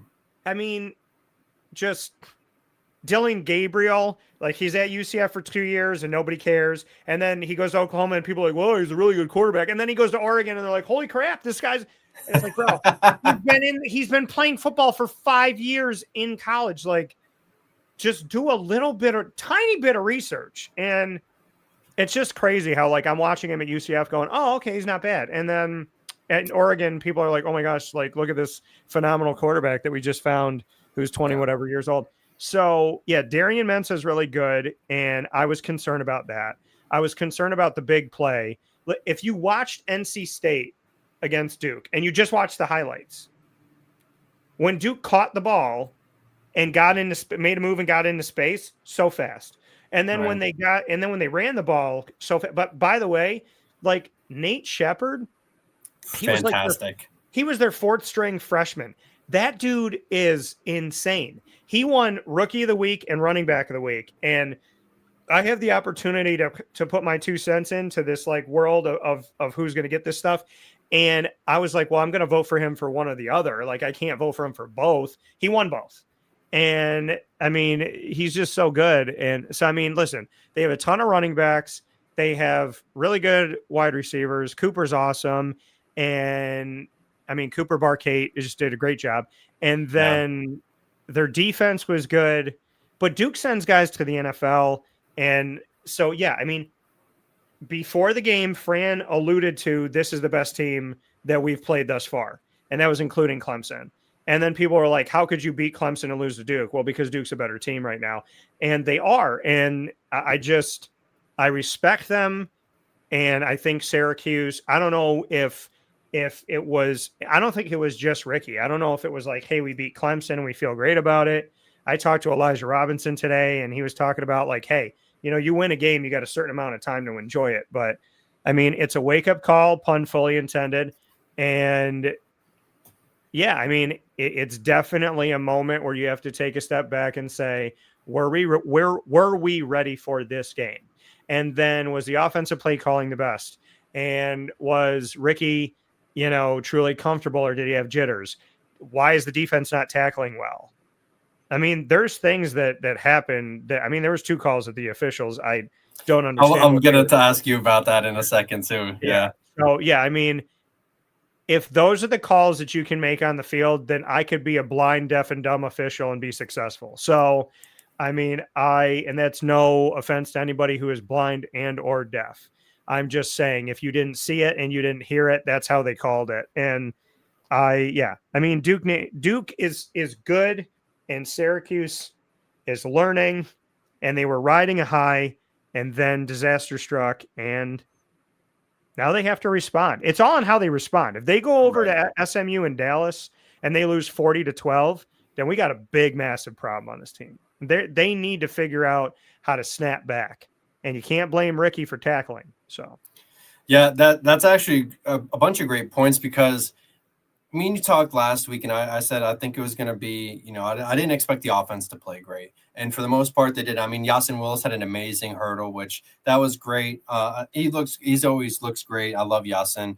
But everybody else on the team didn't look too great either. I mean, it was a team, despite, all the spotlight being on Ricky Collins, it wasn't all on Ricky Collins. I know that's the thing everybody likes to do now with the quarterbacks, but it was the entirety of the Syracuse team. They just didn't play great. And to your point, Duke does bring a lot of guys to the NFL. Wesley Williams, their current edge rusher, he's going to be an NFL guy. He's one of the better edges in the ACC.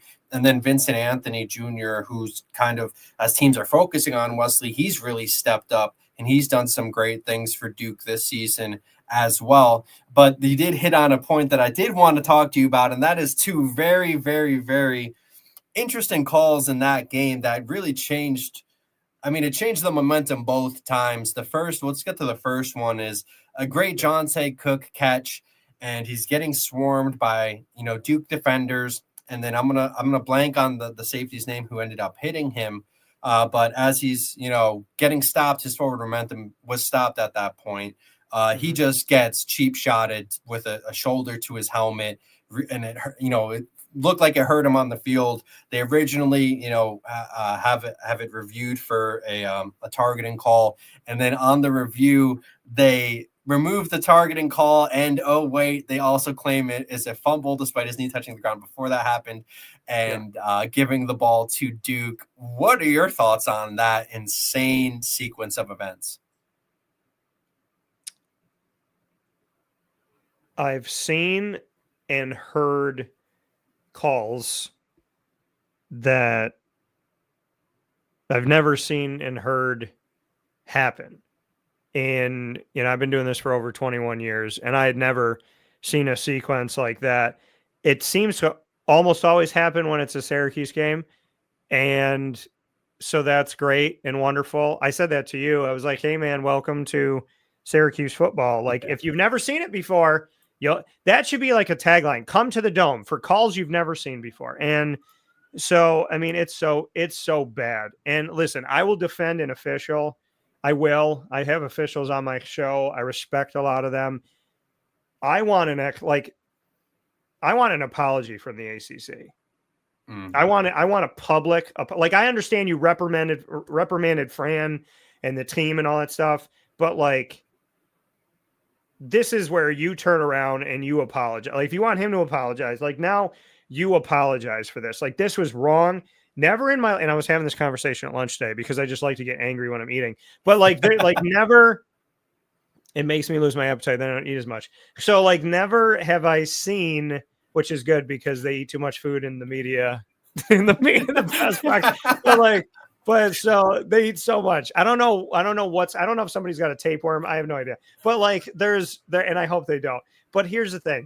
So, and I took 2 cookies while they were still there, and I wrapped them, and I made them look like it was a napkin. So if people walked by my thing, and they would think it was a napkin and not eat my cookie.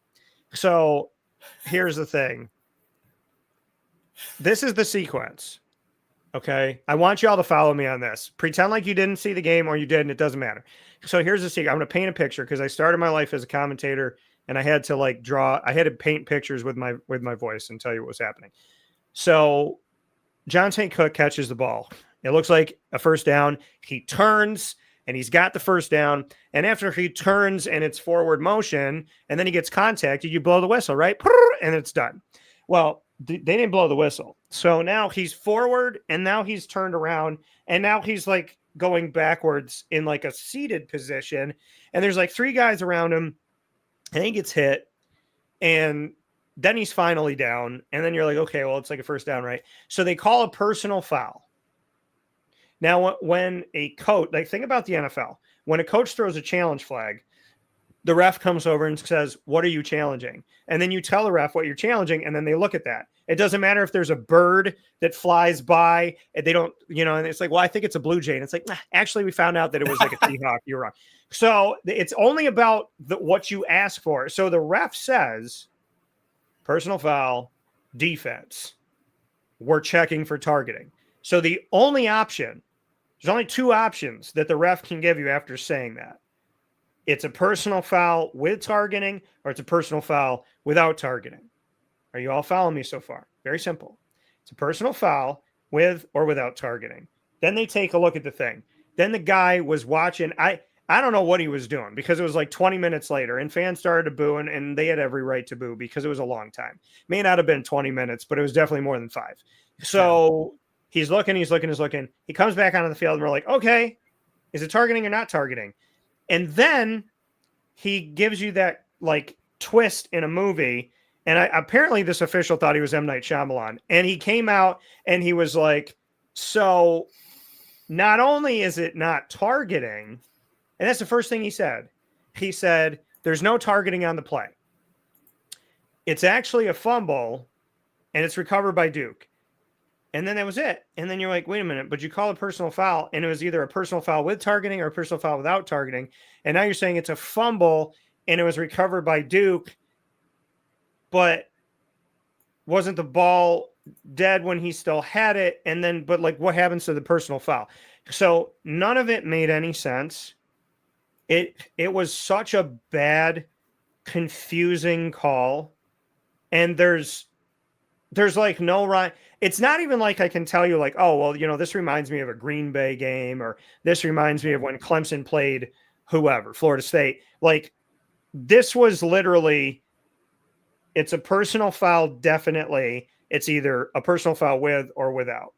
And then they looked at it and then they called it a fumble. And then they gave the ball to Duke and then Duke scored. And it took the air out of the whole building. Like if you close your eyes, you would think everybody left. Yeah. It was dead silent in the building. The building felt emptier than my stomach in a Syracuse press box. And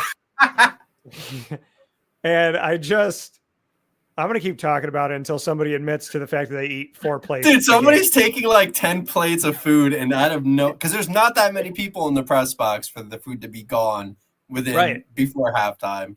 Right. So, but it was, I want to do like a media weigh-in and, but like there was but I mean, whatever, it's helping me lose weight and keep my body fat down. But like, there's nothing about that call. I get so mad I can't even speak. Like my tongue is like, no, I have too many words because it doesn't like it's never happened before. It's never, ever 21 years of watching. I have never in my life watched a football game, even before I was a broadcaster, and been like, wait a minute, how can you say you're going to go review this and then it becomes a different thing that we didn't know you were reviewing? But it only happens to Syracuse, and it was wild and it was stupid. And I don't care what anybody says. At halftime, Duke had 17, Syracuse had 3, and the refs had 7. Yeah, that was brutal, and that wasn't even the only call. There was another one on 4th down where it looked like it was a completion of Justice Ross Simmons. I saw his feet. You only need 1 foot in bounds in college football. He had his foot in bounds. They called it an incomplete pass while the team was driving. That would have put them, I think, just outside the red zone or in the red zone, if I'm not mistaken. Yeah, he came back to get it.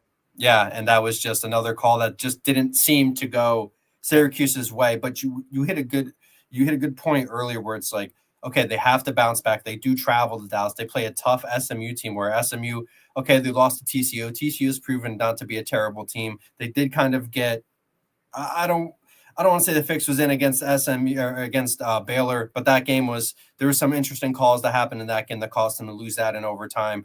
But they're still a good 2-2 team. They're a conference team, and they're going to be at home. What do you want to see from Syracuse in this matchup for a potential bounce back situation? Yeah, I mean, honestly, and I appreciate you saying what you said about SMU. They're so much better than the nation knows, and it's because national media doesn't give them their flowers. And you're right. I mean, they played the Baylor game. They lost 48-45, and that game was at home. And then they played TCU on the road and lost 35-24. But SMU is a really good team. I mean, literally a field goal away from being ACC champions in their first season in the ACC. Yeah. And I went to their game against Penn State in the first round. I don't know if anybody could hear on that field, no matter who the teams were. And Kevin Jennings is such a good quarterback. And spoiler alert, maybe he'll be on a show at some point this week. So, yeah, no, I'm excited. But yeah, KJ is good stuff. And I appreciate him and respect him. And don't know why people don't talk about him more. I mean, he won 9 straight games en route to the college football playoff before they lost in the ACC championship. And it wasn't his fault because dude helped the team come like all the way back. I mean, they were counted out they played Clemson and everybody counted out, or a lot of people did. So it's going to be a really tough game. It's in Dallas, and SMU can play like those under 20 games and just keep you out of the end zone, and they're just a pain in the butt. And then they can play the games where they score a lot of points. I mean, we've seen that. So Ricky's got to get comfortable. He's got to, whatever the jitters are got to go away. Ricky, my best advice to you, and I have to take it myself, we all do, but it's outside noise by definition belongs outside. If they praise you, who cares? If they hate you, who cares? And let people talk, bro. Let them talk. People are like, after the game, he looked checked out. Look at him. He's like, when he was answering my question, like he's rolling his eyes. I'm like, dude, I mean, would you be pissed off if you were sitting there and you lost by 35 at home in your first ever start? Would you want to sit there and talk about it? Would you want to sit there? I mean, what can you say? Like, it was a really bad game. So, I mean, Ricky's got to be calm. He's got to trust his guys. He's got to keep building his relationship with his receivers. He's got to lean on his running backs. Jeff Nixon, the offensive coordinator, has to lean on them. Jeff Nixon is the father of Will Nixon. I don't think they gave Will the ball enough. I don't think there was enough check downs to him. I don't think they utilized his play in space and the fact that he is a guy who can catch the ball and do really good things out of the backfield. So they need to run the ball more with Yasin. They need to trust Yasin and Will. Those are great assets to Ricky. And what do I tell people all the time when a backup quarterback comes in? Look for the running back, look for the tight end. That's what I tell everybody in fantasy football. So there needs to be more plays to Dan Villari and needs to be more running plays, because it's a comfort place for a guy who's coming in, who needs to get acclimated, needs to get comfortable. I think they need to, Ricky's got to trust his arm. He's got to trust his ability, and he's got to trust the fact that he can move. That guy can roll out of the pocket and his feet could be going a million miles, but he looks comfortable. So I would say to Ricky, be confident, trust yourself, trust your week of planning. Go out there and know that you have a ton of weapons. You've stated that. Use them. Someone's going to get open. There's way too many guys that somebody doesn't get open. You got 4, 5, 6 guys to throw to. I would say defensively, I'm going to agree with Fran. Don't tackle the ground. Hit, like, you got to leverage it. You got to hit the guys with leverage, right? You got to hit them, and you got to, if they're not going to fall, then make sure you hit them and get them off balance and swarm. I talked to Elijah Robinson about, like, there's got to be more than one guy over there to go after these guys. Antoine Delorier is doing a great job as a true freshman linebacker. Somebody's got to step up in the linebacker core. David Reese has to get home. He's pressured guys. He's hurried guys. He's got to hit them. And this defensive line's got to do more. David Amapariola is an asset. He's got to do more. And listen, I mean, the defensive backs, Chris Peel, true freshman. Demetrius Samuel Jr., true freshman. Next year and the year after, people are going to be like, wow, these guys are pretty good. And they're going to act like Syracuse just found them. And it's because they're playing right now. And, it's just they're playing now and they're going to have the growing pains now so they could be better later. I think they're growing and learning. I think there's some good stuff there. And so, yeah, I mean, I would just say, honestly, to the defense, just make sure you hit them hard. Don't go for their feet. Go for their midsection. Go if you're going to hit them and they're, like I said, they're not going to fall. Let them remind them that you're there. Hit them with power, get them off balance. And when you hit them, if you don't knock them down, make sure there's somebody else there. Special teams has done a pretty good job. I don't know I know Jaden Hart, like you're going back there and you want to return it. And I feel that, but you got to let some of these things go out. You got to let some of these plays start on a touchback. So I would say special teams, don't get too antsy. Ricky, don't get too antsy. And defense, y'all harassed the hell out of Clemson. So go watch that film and do that against SMU. And I mean, you already know you can beat the big bad wolf. So stop acting like you can't blow somebody's house down and go do it. Yeah, 100%. And they have a big test in front of them. I mean, SMU's great going from the American to the ACC 1 year and becoming, actual contenders. Love Kevin Jennings. For those who don't know, Chris Johnson Jr. also plays there. They have Ymir Knight, who's the brother of Wayne Knight at James Madison. Ymir is also great. So they have their work cut out for them. And it, like you said, it's going to be a whole team effort. It's not just on Ricky Collins just because he's the quarterback. And I mean, we talked about this a little bit last week too, where it's going to take some time. Like you can't just throw a guy out there first start and expect it to go completely the way you want it to. Thankfully for Syracuse, they do get a bye after this week. So I think as long as they play SMU tough, I think that's good. They could win or lose the game. I don't think that really matters in the grand scheme. But if they play tough, I think it's great for them to get on that foot coming out of the bye. And what it remains as it's going to be a pretty tough schedule regardless. So I did want to, I do appreciate you coming on, Dan. And before I let you go, I just want you to let everybody know where they can find you out on your social media and everything. Yeah. So Facebook, X, and Instagram. Facebook's at Wake Up Call DT. X is at Call DT, and Instagram's at Wake Up Call _DT. And of course, Monday through Friday from 9 to 11. We're going to be going a little bit later tomorrow. We're going to go early on Thursday. So just make sure you're on our social media to track when we're going to be on. We got some awesome guests coming up. We have a tribute to Lawrence Moten with his teammate JB Reef Snyder, who is part of my family, just as Lawrence Moten is as well. So JB will be on the show tomorrow.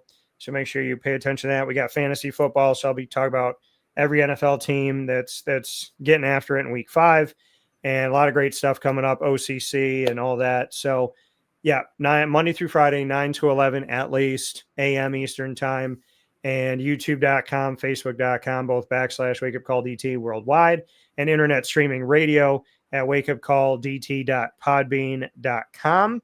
And all the stuff is on wakeupcalldt.com, including our articles.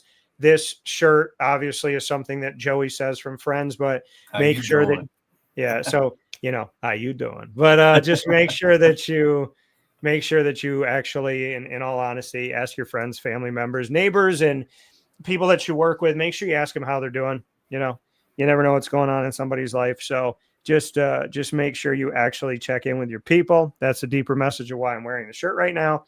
And just be kind to people. You never know the last time you're going to see them.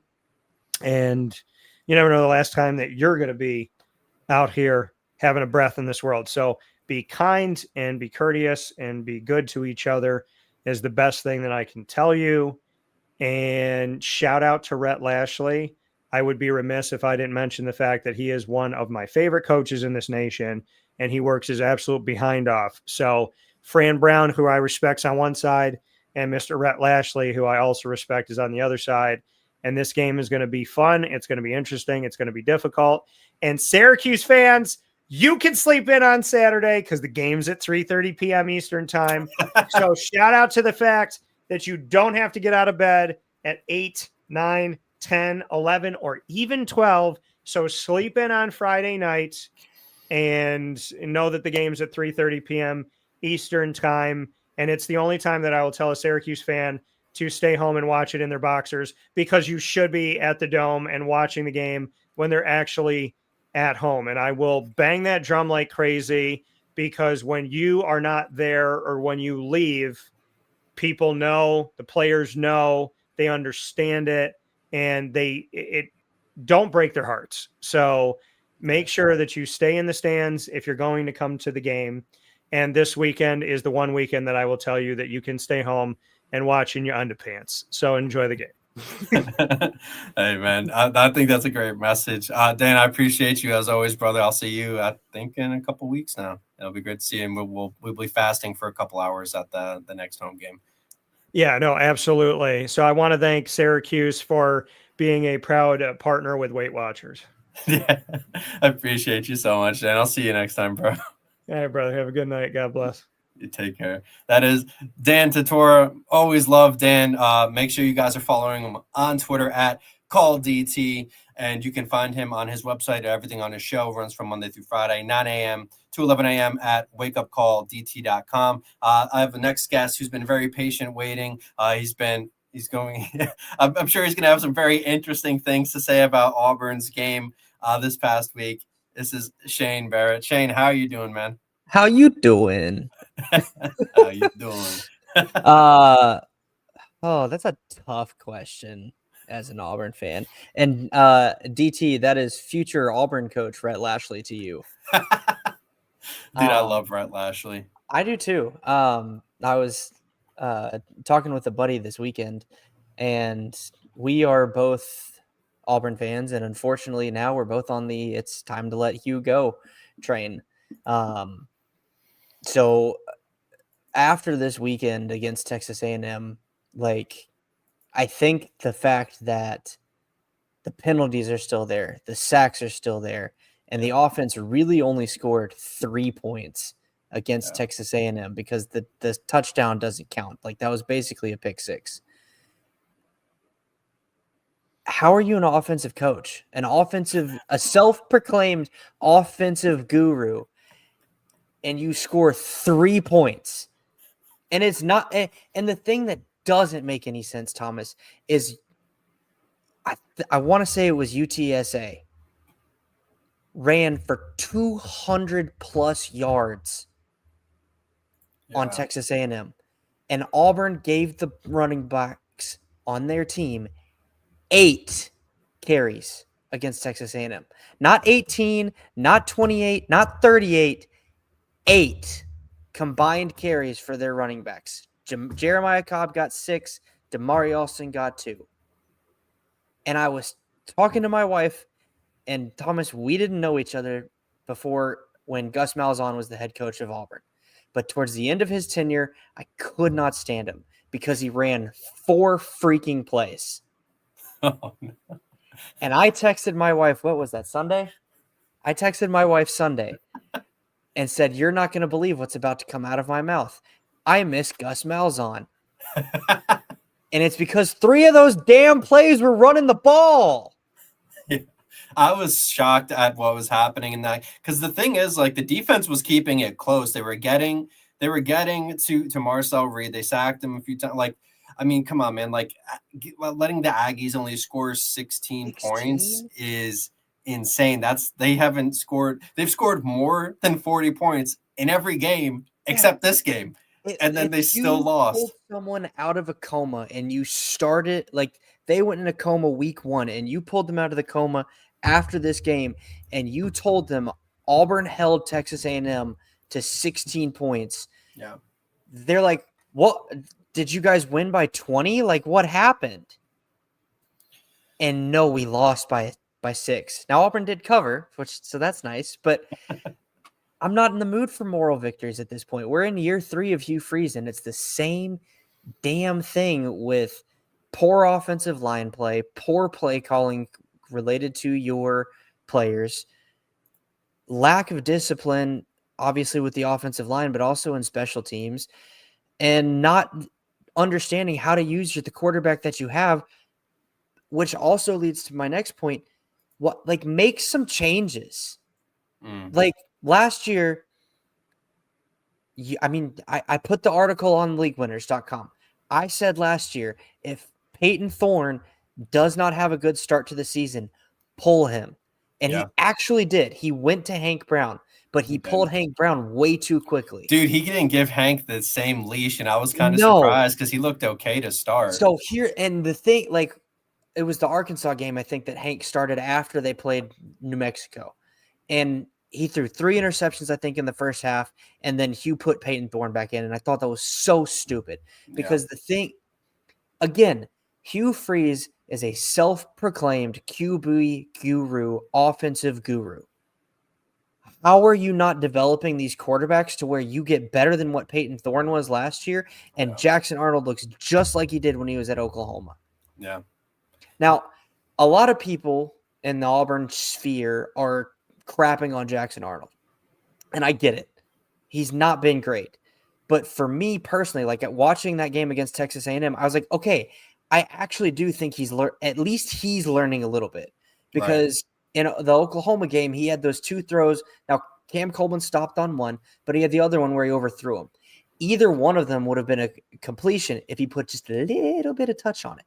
Yeah. And there were at least 2 throws in the Texas A&M game where he was taking a deep shot and it looked like he actually put touch on it. So I'm like, okay, to me, that shows Arnold still has room to progress. He's not this finished product, and I think we knew that coming into the season. Right. But you've got to put him as the head coach and the play caller into situations where he's going to succeed. Yeah. And why, like, he's a runner. Why are we not using his legs more? Why are we not running the ball more with Jeremiah Cobb and Damari Alston, especially when our offensive line is getting their tail kicked in pass blocking? Yeah. And they're supposed to be good at run blocking. I don't understand it. No, it's been confusing because, like I just said, Arnold's a great rusher. You would think that they would complement that by changing it up and giving the running back some touches too, so you can kind of keep the defense honest in terms of the running game where it's going to be. And you hit the nail on the head because I was at the Shrine Bowl last year and Peyton Thorne was there, obviously. Yeah. And Peyton Thorne, I love Peyton Thorne as a guy. I think he's a really great kid. He was very easily one of the least productive guys during that event. You're not going to hurt my feelings. Well, I don't like to say anything negative about him because I think he's a great kid. No, I think he's a great kid, and I think he's a great man. But like as a quarterback, he just wasn't it for me. Right, and to your point, I think it speaks volumes that we're kind of seeing Jackson Arnold not get to that same level as Thorne, but we're seeing like a stonewall happen in terms of like his development where you're expecting a lot more from the coach that's in place there, considering what his specialties are supposed to be, and it's not working out the same way. Now, thankfully, Auburn has a bye this week, so they can kind of get it together a little bit, but then they have a massive matchup against Georgia at home. Like, before I get you out of it, I just want to hear what your thoughts are on that matchup and like what Auburn has to do to, because I think this is the crazy thing. I think they can still win the game. I think Auburn has the potential to win the game. Here's the thing that's going to be so freaking maddening, Thomas, is they're going to go into that game with 2 weeks of preparation. And Georgia, I can't remember who they play this week, but it's no walk in the park. Right. I want to say it's Missouri, but that doesn't sound right. But either way, Auburn's got 2 weeks to prepare for this. Hugh's going to have – it's Kentucky. Okay, still not a walk in the park, especially for Kirby, but like – right. They should win that game. They're going to go into this game, and it's going to go into the third quarter. It's going to be like 24-21. Auburn's going to be winning the game. And then they're going to collapse in the fourth quarter. Don't say that, man. And it's going to finish 35-24. Like, it's going to be so frustrating because we have the talent. Auburn absolutely has the talent. And that's honestly, like, that's what I'm worried about going forward. It's like, are we going to keep guys like Jared Smith, Cam Coleman, Amaris Williams, Jay Crawford, Deuce Knight even? Like, are we going to keep these guys? Right. Because I was – shout out to Zach Blackerby. I don't even think he knows who I am, but he's the host of Locked On Auburn. And he said it. Who wants to play in this offense? Yeah. what kind of playmaker on the offensive side of the ball wants to play in this offense? It's a great question considering how they have all these guys. Like I think Cam Coleman, I mean, we talked about it last week. I love Cam Coleman. I took him in Devy leagues for fantasy, everything. You know what I mean? But like I'm very high on him, and he's just, for whatever reason, it just isn't happening there. And I don't think it's a talent thing because he's consistently getting open. And that just leads to like, okay, so if I'm a recruit watching any of this stuff, or I'm a prospect and I'm seeing a guy who's probably a top 5, freshman receiver in college right now, not getting production, why would I go there? Yeah, exactly. And I think part of that too is like he had 8 targets for 18 yards against Texas A&M. Yeah. And so like 8 targets I'm cool with. Like that's a decent chunk, especially if we do what we're supposed to and run the ball more. Like 8 targets is pretty significant. But it's the 18 yards part of it, and I think that part of it kind of ends up falling back on Jackson to where he's scared to just fire it in there. Like there was one play, I can't remember who the commentator was on the game, but there was one play where Brandon Frazier, the tight end, comes out and does a quick little curl, maybe 5 yards. And the commentator was like, you've got to let it go right there. Like as soon as he turns around, you've got to fire it. And Jackson just won't do it. But again, that to me falls back on the coaching. You've got to see that in film and be like, hey, fire that ball. Right. And especially with the way our defense is playing, I would rather you take the shot. And if it ends up a turnover, it ends up a turnover. But you at least took the shot and are starting to progress and make those plays because the talent around him is good enough to cover up his mistakes more often than not, too. Right. The defense is good enough where they're going to be able to hold. I mean, we just saw them do it against Texas A&M. We just talked about it. They're good enough where they can hold a good offense. Oklahoma to 22. Right. And I think you hit the nail on the head. It's a coach thing because if there's timing routes not being hit, it's because of indecisiveness on the quarterback, which I blame coaches for. Yeah. Because if a quarterback is indecisive, I blame that on the coach because he's not being given the confidence to make those throws. Whatever. If the kid doesn't have the confidence to do that, that's on the coach. And if the coach isn't telling him to do it and he's still not doing it, that's a different story. Yeah. But we're kind of seeing the same things kind of play out, and it's a little bit. So it reminds me a lot of. Funny enough, it reminds me a lot of Cal with Justin Wilcox last year, where they kind of lost the same game, and I think he's kind of gotten lucky with who he's brought in and getting the 5-star, Jaron JKS in at quarterback. Yeah, he's got lucky. It's there. not his coaching staff, right? So it's gotten pretty. I hope you realize what shot I'm taking there. Yeah, he's gotten pretty lucky in that regard, and I don't know if Hugh really has that luck. I mean, he's got the guys, but everything just seems not to be turning his way. Yeah, I really don't get it. Like, and it almost seems like the offense is now, I don't even want to say being manipulated, but the offense is too, I can't think of the word, like it's too stupidly complex. Like you're trying to rely on what the defense is for your play call instead of just calling the play and making the defense react to you. Right. Like I know the RPO in theory sounds great, but if you're playing with quarterbacks like Peyton Thorne and Jackson Arnold who struggle with the decision-making process, and you give them too many decisions, then it's going to crumble because the defense can dictate what they want you to do. They're going to force you into the decision that's right, and then you're screwed.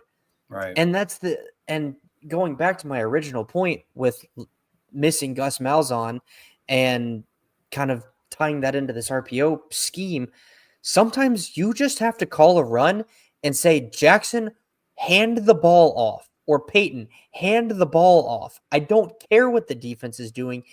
Give it to your running back. Right.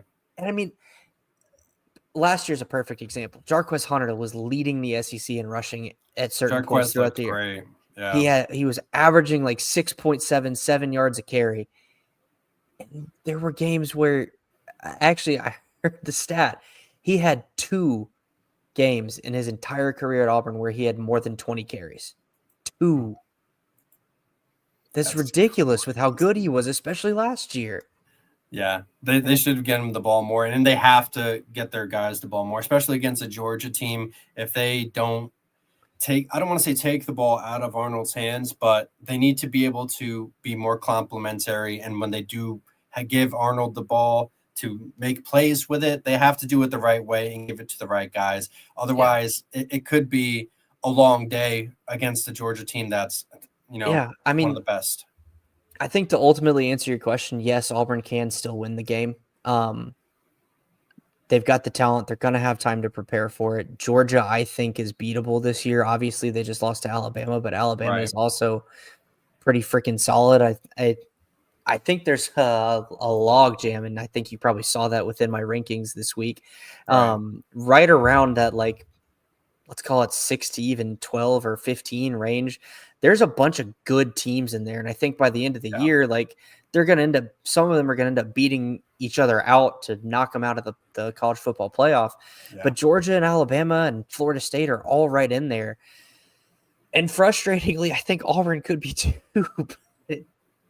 Can't win the game. So I think I said it in my preview article this year. If Hugh Freeze doesn't win 8 games this year, you got to fire him. And with the trajectory that we're on, like 6-6 is feeling very likely, and that hurts to say. Yeah, Auburn's a better team than 6-6, without question. But Shane, before I let you out of here, brother, just let everybody know where they can find you out in your social media. Yeah, follow me on X at FFShaneB and at Polly's Playoff. Polly's Playoff is the charity tournament I run for the Alzheimer's Association each year, and so we use that to raise money for the Walk to End Alzheimer's. It's a great cause. I think that's actually how we met, funny enough, and how we got to know each other. So that's fantastic. Shane, thank you so much for coming on, brother. I appreciate your time. Thanks for letting me vent. I appreciate it. No problem. That is Shane Barrett. You can find him at FFShaneB on Twitter, talking Auburn football. Loving she's been very, very patient, and I have her in the back room. She covers the USF Bulls as our primary beat writer for the team. Didn't have her on last week because the team had a bye, but she's this week for a big game. It's Mackenzie Neglia. Mackenzie, how are you doing today? I'm good. How are you? I'm doing fantastic. So the bye week was probably a great time for USF to prepare for what's going to be conference play. They actually started a day earlier than normal, and they do it on a Friday night against Charlotte. What are your thoughts going into this matchup, and what do you think what's the mindset around the team so far? Yeah, I mean, we heard it at the presser today with Coach Golish. I really like how he put it. He basically said there's no magical message for going into conference play from the first few weeks and how it went. It's basically, their focus remains on controlling their own attitude, their effort, their intent. They were able to use the bye week to get in the training room and kind of get their bodies right, because those first few weeks were very physical matchups. Right. But they've been really intentful in cleaning up on all 3 sides of the ball. For offense, it's mainly been being able to establish the run game as well as executing on 3rd down. And then defense is limiting those explosive plays down the field. And even on special teams, being able to create those explosive plays and kind of set the tone for the game. Yeah, they've been doing fantastic. I mean, SC State, they were the FCS team, but they weren't slouches going into that game. They had a winning record in South Florida after starting, getting the dusting off the cobwebs, so to speak. They ended up really putting it on in the second half. They scored 35 points in the 3rd quarter, which was kind of insane. And now they face, the Charlotte 49ers, who probably in terms of talent are about the same, I guess. They're 1-3 on the year. They haven't really been playing too well. They almost lost to Monmouth a couple weeks ago, but shout out to Monmouth. They are a fantastic FCS team. But, going in, home game, conference play game, what are you looking for from the offense and the defense? Really for the offense, I think being able to establish that run game. They did it very well against SC State, but kind of being Yeah. able to continue that. Also, the wide receiver room, Chaz Nimrod has been really, really good for them. So kind of seeing what he's been able to do. And on defense, I mean, the two main guys have been, I'll say main guys in the linebacker room have been Matt Harris and Jalen Schuler. They're just explosive for them. And they're really team leaders and very important members of the locker room. Yeah. Hey, people listening right now, give Mackenzie some credit because one of her first player profiles of the year was on none other than Mac Harris, and he has looked fantastic. So give her props on there. She is our Nostradamus there in South Florida. Now, Byron Brown has looked fantastic to start the year. Can you just talk about him a little bit? Like how do you think he's performed this season, and do you think he keeps up the electric pace that he's shown so far? Yeah, I mean, I think he's really improved with every game. Yeah. Being able to come back from his injury last season, he was really, he's looked more confident than ever. He was more determined. He really took control kind of the offense in that leadership role. He's just looked the best he has, I think, so far, and he's gotten better every time. Yeah, he's looked fantastic. It's been because I think he's kind of came out of nowhere. I don't think too many people really expected him to have the type of season he's been having. Actually, to be honest, I don't think too many people expected the Bulls to have the season they were having this year because they've looked fantastic. I keep saying that. I can't stop saying that. I need to find a different word. But hey, they do have conference play going up, and it's against a winnable team. So I'm just going to ask you, who do you think I ask you every time you're on here, so putting you on the spot once again, who do you think ends up winning this matchup? Well, USF is undefeated against Charlotte so far, and they're playing them for the third year in a row. And I think they're going to start off conference play strong, so I'm going to give USF the win on this one. Hey, I can't be mad at you. I mean, if you're winning against ranked teams, beating a Charlotte team that's kind of in a rebuild mode, I guess I'll call it, shouldn't be too difficult, even though next week is actually a very interesting matchup against North Texas because they're undefeated right now. But I can't wait to talk to you guys about that one. But Mackenzie, I always love having you on the show. If you guys aren't following her, make sure to follow her. And that's actually a great segue because I'm about to ask you where everyone can follow your content at.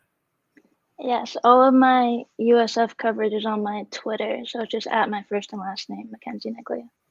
Awesome. I thank you so much, Mackenzie. I do appreciate your patience. I know we run long sometimes, but I do want to thank you and the job you've been doing with USF, almost said UCF. So I do appreciate you so much. Thank you. Of course. I appreciate you. Have a good night. Yeah, you take care. That is Mackenzie Neglia of the League Winners. You can find her covering USF Bulls football at MacKenzieneglia on Twitter/X, whatever you would like to call it. Now, I do have a little blurb sent in from one of our reporters who's not here at the moment. He's actually in the middle of a flight on the way to New Jersey. He's going to be covering a Delaware game with me. So I just want to do a quick blurb, video blurb sent in by our own Brandon Pockrass. I know I do have my friend Robbie in the waiting room. So we'll talk some FAU football in a little bit after this. But for now, I'll take a quick break and show this clip from Brandon. What is up, everyone? I am not live tonight on the League Winners podcast. As you can tell, I'm in the airport. I'm flying back to the great state of New Jersey and then covering two games for the League Winners this weekend and then one next weekend. But in my absence, I still wanted to appear on the podcast in some way, shape, or form. And I'm going to record this little short video to say hi to everyone watching the wonderful show and also give some thoughts on the teams that I've been covering. So, starting with FAU, at this point, you all know what the situation is. FAU, they played a very close game for 3 quarters against Memphis, and then things kind of came crashing down in the fourth quarter. Good things Offense, Caden Veldkamp looked much better. The routes, the throws, everything was just very, very on point from him. I'm really excited to see how he continues that process against Rice. The wideouts were very good, whether it be Jay-Sean Platt or Easton Messer. Really, really excited to see how they progress in this upcoming week on defense. Really impressed by some of the defensive players, whether it be a Leon Hart Jr. at linebacker or a Wilkie Denaud on the defensive line. And then heading into this game against Rice, I'm very interested to see the run discipline on defense and how the trenches hold up. That's been a big selling point in terms of, I wouldn't say selling point, it's been a big issue that FAU has had in the past few weeks, really the entire season. When the front can't hold up, they can't run the ball on offense, force them into pass-heavy situations, and that causes problems. On defense, they can't stop the run up front. They can't get home with the pass rush, causes their offense fall behind the eight ball and their defense be stuck on the field more than they should, and that allows points, so on and so forth. So really excited to see how their defense stacks up against Rice, and I'm really excited to see what this offense can do in, let's face it, a matchup in the American where they should be able to score a ton of points. Now, moving to USF really quickly, I'll keep it short and sweet. You're playing Charlotte. Go win the game. The offense looked like it finally clicked in every sense of the word against South Carolina State. The passing game looked great. The run game looked great. Keep that rolling against an opponent that you have no business being in a close game against. Same thing goes for defense. Now, the game I will be in attendance for is FIU against UConn. Starting on the defensive side of the ball, this is a very, very, very talented UConn offense. This is an offense that can run the ball really well. This is an offense that can light you up through the air.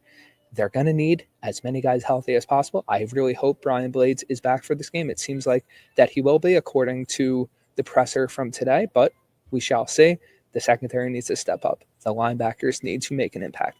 And the trenches for FIU need to be on point. It needs to be more of what we saw against FAU and less of what we saw against Delaware. They need to play fast, physical, get after the quarterback, stop the run. And if that happens, they'll have a great shot, because on the flip side of things, UConn's defense has been a bit of a sieve this year. They need, as in the FIU offense, needs to shake off the struggles against Delaware and get back to what they do best. They need to run the ball. They need to lean on Kajan Owens, Anthony Carey, Devontae Lyons. Keywan Jenkins needs to find his rhythm, find what he was doing great against FAU, what he was able to do in the second half of that game.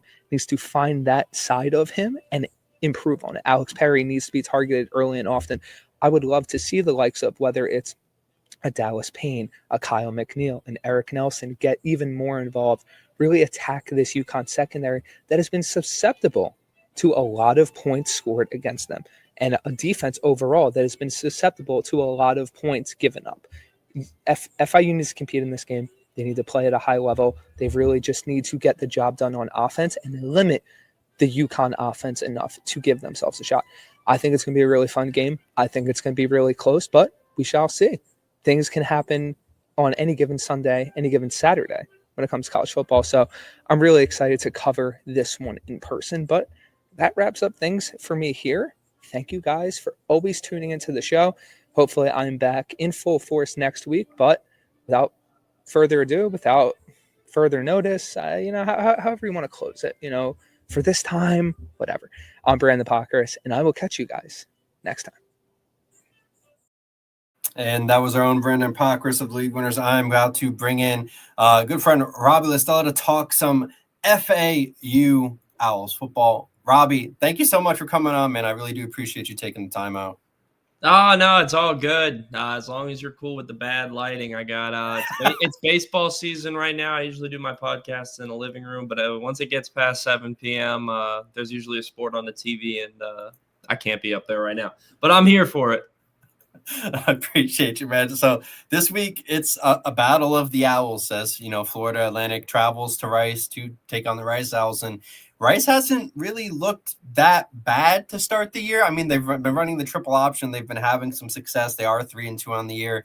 Played a close-ish game against Navy last week, but they did lose that one. What are your thoughts? Before I even get to the Rice Owl part, I just want to hear your thoughts about how FAU performed against an undefeated Memphis team. Yeah, I thought there were some highs and some lows. I was pleased with how the offense bounced back, right? That was they had a lot to bounce back from. So if they were able to do it across the board, they probably would have kept it within that one touchdown margin, but there were some areas where they weren't able to bounce back in. I'll start with what they did do right, though. On the offensive side of the ball, Caden protected the football, which I thought was important. And I thought, they did a good job protecting him despite having a pregame shuffle there, moving Daughtry or moving Scarlett Jean from left guard to left tackle and putting in Okinyo King at left guard there. So I thought they did a good job protecting him. Caden's been doing this now for a couple of weeks. He's been able to spread the ball around, and he was running the ball a little bit as well. He said it after the game. He needs to do more because the run game itself with running backs, that's the area of the offense, unfortunately, that did not click. And we saw them get behind the sticks a couple times there early in the second half without a run game. They were trying to do some other things, whether it was reverses or runs with Caden. But, especially after Jamari got hurt, and even when he was in, both Jamari and Xavier averaged under 3 yards a carry. So that was a bit of a struggle there on the offensive side of things. And then the defensive side of the ball, they struggled against the run 2 weeks ago before the bye against FIU, and they had a week to prepare and bounce back.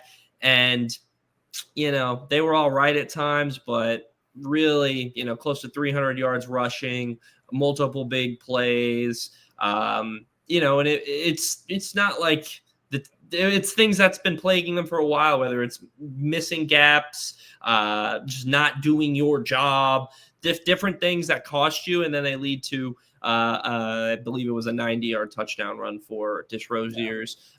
So different things like that. They were in it for a while. And, credit to the defense for when it looked like they were dead to rights. FAU goes for, I'm blanking on the exact score and time, but they went for it on midfield about, I think it was either late third quarter, early fourth quarter. And FAU didn't get it. Memphis had the ball, looked like they were going to score again, go up 2 scores, and good night. Or actually, they would have been going up 3 scores at that point. It was, and then FAU goes, they forced the fumble. It was Leon Hart Jr. who did, and then they end up recovering the fumble and then scoring. And then after that, though, from there, it was downhill. And they had their bad quarter. They had a good first couple minutes there, that fourth quarter. And then after that, they had nothing. And so that can't happen, right? I can't put my finger on what's going on here, but both sides of the football, total collapse in now 3 games. You'll get the second quarter against Maryland, third quarter against FIU, and fourth quarter now outside of the first couple minutes against Memphis. I mean, if they played how they played the entire game, they still had some couple busted plays defensively, but just those last couple drives there in the fourth quarter. I mean, there's penalties left and right. We saw Leon Hart get ejected, and it was just sloppy football all around there. And so overall, they bounced back in some areas against Memphis, against a really good team. They didn't allow any sacks. They pressured the quarterback, which I was impressed with. Caden didn't turn the ball over, but a big issue was run defense, and it wasn't improved. If anything, it was worse against Memphis than it was against FIU. And, it's a different type of run game they're going to be facing against Rice. So it's possible they're able to game plan and execute this time around. I'm not going to say it's impossible because they did do well against Maryland, and I believe there's some talented guys up front, but it's going to take some willpower. Everyone's going to have to buy in. Kitley's been saying, it's the little things, not doing your job. This week, they're going to have to. Yeah, but there was a lot going on. It's crazy because I've watched like the first half of the game, and I'm like, well, what I was able to watch, and I was like, oh wow, okay, these guys are impressing. And then I wasn't able to watch much of the second half. I was relying on stuff from like you and Brandon, and then I'm just like, I see the finals, I see the score, and I'm just like, okay, is this like what happened? The wheels just seem to fall off, and you said Jamari got hurt. Was there any update on what happened with Jamari Sands? It was an ankle, and he's day to day per Kitley. He's expecting him to play versus Rice, which would be huge for the offense. But even then, he was still under 3 yards of carry while he was in. And so, him being back is very beneficial to the offense. Don't get me wrong, but they're still going to have to find ways to get that run game going. So it was an ankle, though. And it looks, it was scary there for a moment because he was down for a while and it was a big hit. And luckily, thankfully, prayers were answered, and he seems to be on the mend. And the offense needs him because when he's good, when he's going, when the offense is blocking for him, he's solid. He was average of 7 yards of carry going into that game. So when he's going, he's good, and it helps the offense. And when it's not, they get behind the chains, and then they get in precarious situations. And luckily, Caden didn't turn it over this time, but that's when the turnover bugs happen, is when he gets in behind the sticks. Yeah, I think that was kind of the thing that I guess most impressed me, was that Caden didn't have that mistake where you're like, oh man, is he gonna? Because Memphis is a great team. They have a great defense too, and there were some good takeaways, as you said. I mean, East Semester continues his run. I think he's leading the NCAA FBS leader with 9.3 receptions per game, which is just insane to think about. A little off topic, I want to ask you, do you think that he'll end up beating LeJonte's season receiving records? I think that's with the way that Kitley and them have been emphasizing spread the ball, I don't know, because there is talent in that room. I mean, and when LeJonte was there was talent too, but it wasn't always on the field at times. So it was much easier to target the ball, to get him the ball a lot more, especially when he was really your only go-to guy at that time at certain times. But it's possible. It's possible. I want to see how the season goes here down the stretch. If they're fighting for a bowl game here down the stretch, I think we see that Caden Easton Messer really start to pop off. I would love that. That would be pretty cool to see. But so I do want to talk about this Rice matchup, because Rice has that rushing attack is pretty insane, and they use a lot of guys and for different stuff, and they have 3 rushers with over 200 rushing yards. It seems to be the Achilles heel of this FAU defense is stopping the run. So, I mean, I'm going to be point blank. Do you think they can stop Rice's triple option? I don't know. I can't say yes. I can't say no. Because if I say no, I'm not out on the defense, and they've made adjustments, right? We saw them go from 0 pass rush against FIU, none. There was nothing going on, to putting pressure on Brendan Lewis. And now I'm not going to say Memphis has the best offensive line here in the conference, but they were able to show they can make adjustments to get pressure. They weren't able to make those same adjustments to stop the run, but I see what they're doing things, and so it's possible. It is possible they adjust and stop the run. However, it's going to take a lot. It's going to take a lot indeed. We have a lot. There's a lot of different situations where you see a guy where he's supposed to have outside contain, and then he's pursuing inside a little bit too much, and then boom, hole gone. And so those things can't happen. And also, though, what I'm worried about is they do a decent job against the run, but they're so focused on the run, they forget that Jenkins is throwing it also 20 times a game, and he can drop back and catch him slipping. We saw that happen last year against Army. So I am concerned. I am not optimistic that they're able to stop this option-based attack. The reason I'm not fully out is, like I mentioned, they did show they're doing things. It's not the same thing over and over. They found a way to rush the passer. Can they find a way to stop the run? We'll see. Right. I think it's kind of, we kind of talked about, we wanted to see if the team was going to fight or if they're going to quit under Kitley, especially after the way that FIU game ended. It was going to be interesting to see how they bounced back. And on the other side of the ball, like Rice has 2 good, I don't want to say good, they have 2 decent edge rushers. They get to So I'm curious. I wanted to ask you, do you think the change along the trenches on the offensive line, do you think they'll be able to hold up enough? Let's just say for, speculation that FAU's defense can't necessarily stop the run and it becomes a more high scoring affair. Do you think that FAU's offensive line will be able to keep Caden safe enough in the passing attack to get that going or be able to block well enough to get a maybe hobbled Jamari Sands or Xavier Terrell or Caden Jules Dutton some rushing lanes?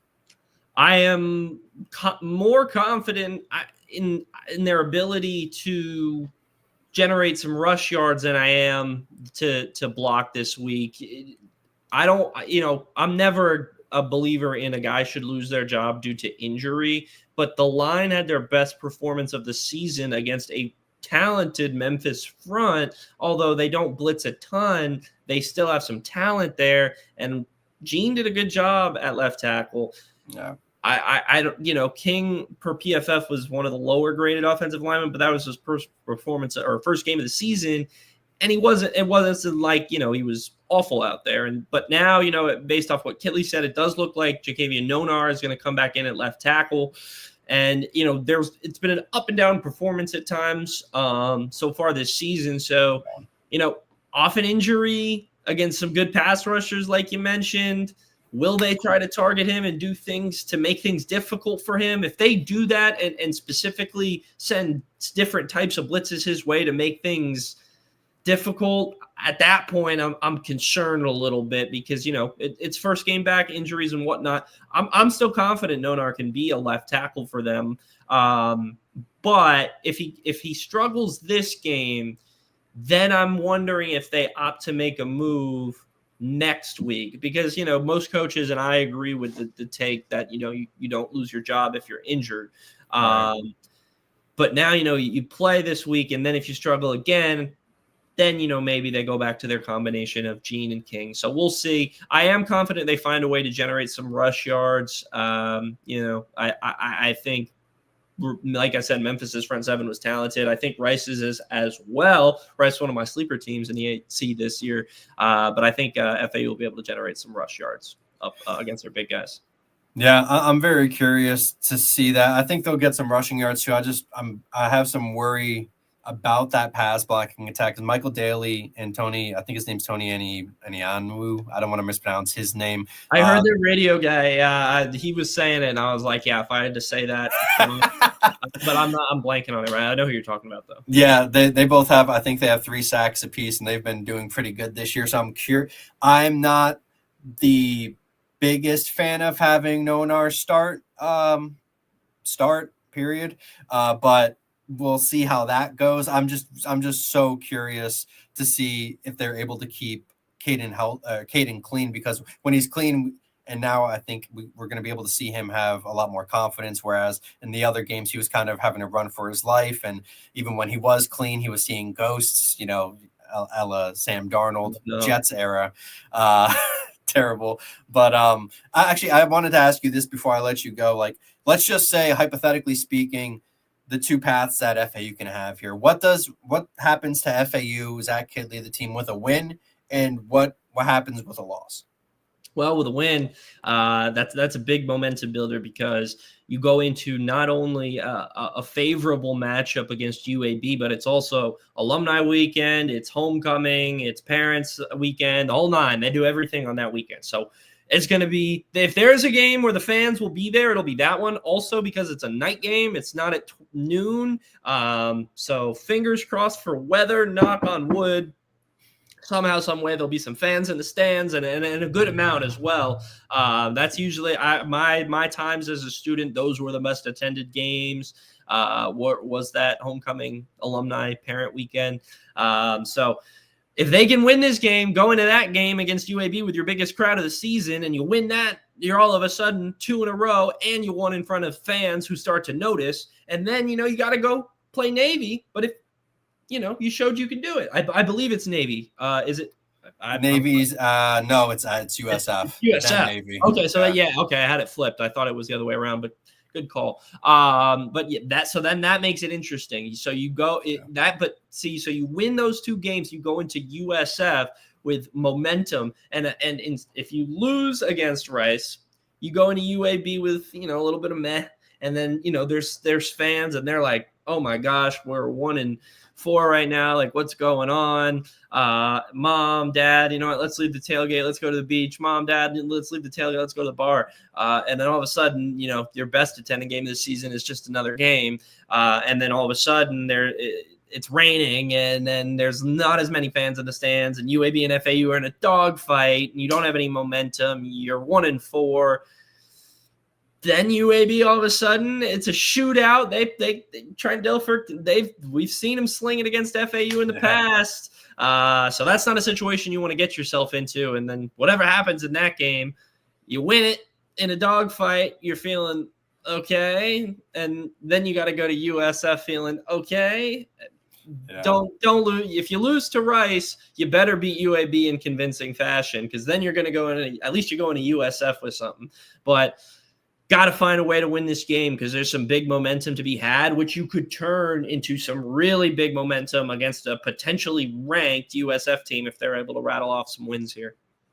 Yeah, it's going to be fascinating to see, because Kidley kind of has his work cut out for him. The schedule does him no favors on that end, so we're going to find out what his medal's like, at least this season. Robbie, before I let you go, brother, just let everybody know where they can find you out on your social media.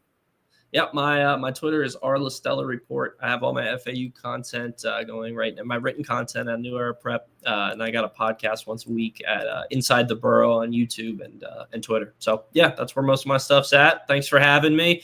It's good to have a nice Florida football show, and it's good to see Brandon on the South Florida high school scene as well. Shout out to him for that. So keep up the good work, gentlemen. I appreciate you, Robbie. You take care, man. Thank you. Yes, sir. And that is Robbie LaStella. You can find him at rLaStella Report on X/Twitter. That almost wraps it up, but we do have another football game. Brandon kind of alluded to it a little bit, but the Delaware Blue Hens are quietly 3-1, and they host the 4-1 Western Kentucky Hill.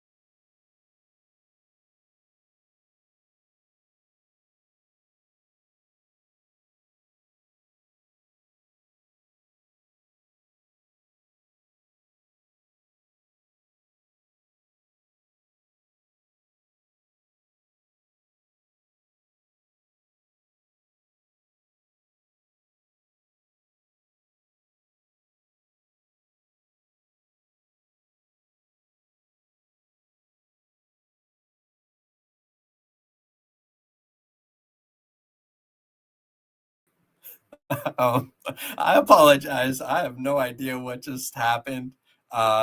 Thankfully, it ended on Robbie's point. We're talking Delaware football hosting Western Kentucky, the Fighting Blue Hens. They're 3-1 this season. I don't even know if I can take this part serious now. Nick Minicucci has done great. They beat FIU, a good FIU team last week at FIU. It's 2-2 FIU team now. Nick Minicucci had 3 passing touchdowns, 211 yards a pick. Kyrie Duplessis has looked great with Jake Thaw sidelined with an injury. Joe Silver has picked up the pace after a slow start in week 1. I'm at a loss with the disconnection there, so I apologize. Did not expect that to happen. But hey, shout out to Ryan Carty and the team he's doing over there at Delaware, because even though the team isn't eligible for a bowl, isn't eligible to be in the conference championship at CUSA, the team's still playing hard, and they're doing it with their backup quarterback. Nick Minicucci is the backup. He's not even the starting quarterback. That was Ryan Marker, that was Zach Marker, who got hurt in week 1 against Delaware State. So it's just impressive what those guys are doing. The defense is what I thought was going to be one of the not biggest issues. I don't want to say that, but more of my concerns considering the FBS offenses that they're going to be playing. Gavin Moles looked great. KT Sailors looked great. Dylan Trainers looked fantastic as well. Shout out to Anthony Crenshaw. He's looked good. Keyshawn Hunter hasn't looked terrible either. Don Brogna, veteran there. There's been a lot of guys. My son Pollard, he's looked great. And man, I'm sorry. I do apologize. The disconnection completely threw me off. But make sure to stay tuned and catch some Delaware football hosting Western Kentucky. I'm going to be there this weekend, as is Brandon Pockris. This is Thomas Christopher, and I think I'm just going to sign out now.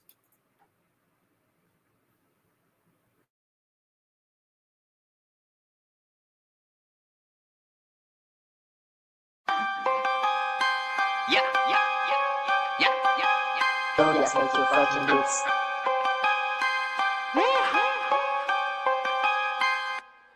I'm about my game. Live by the rules, they don't play the same. That's on my grave, that's on my name.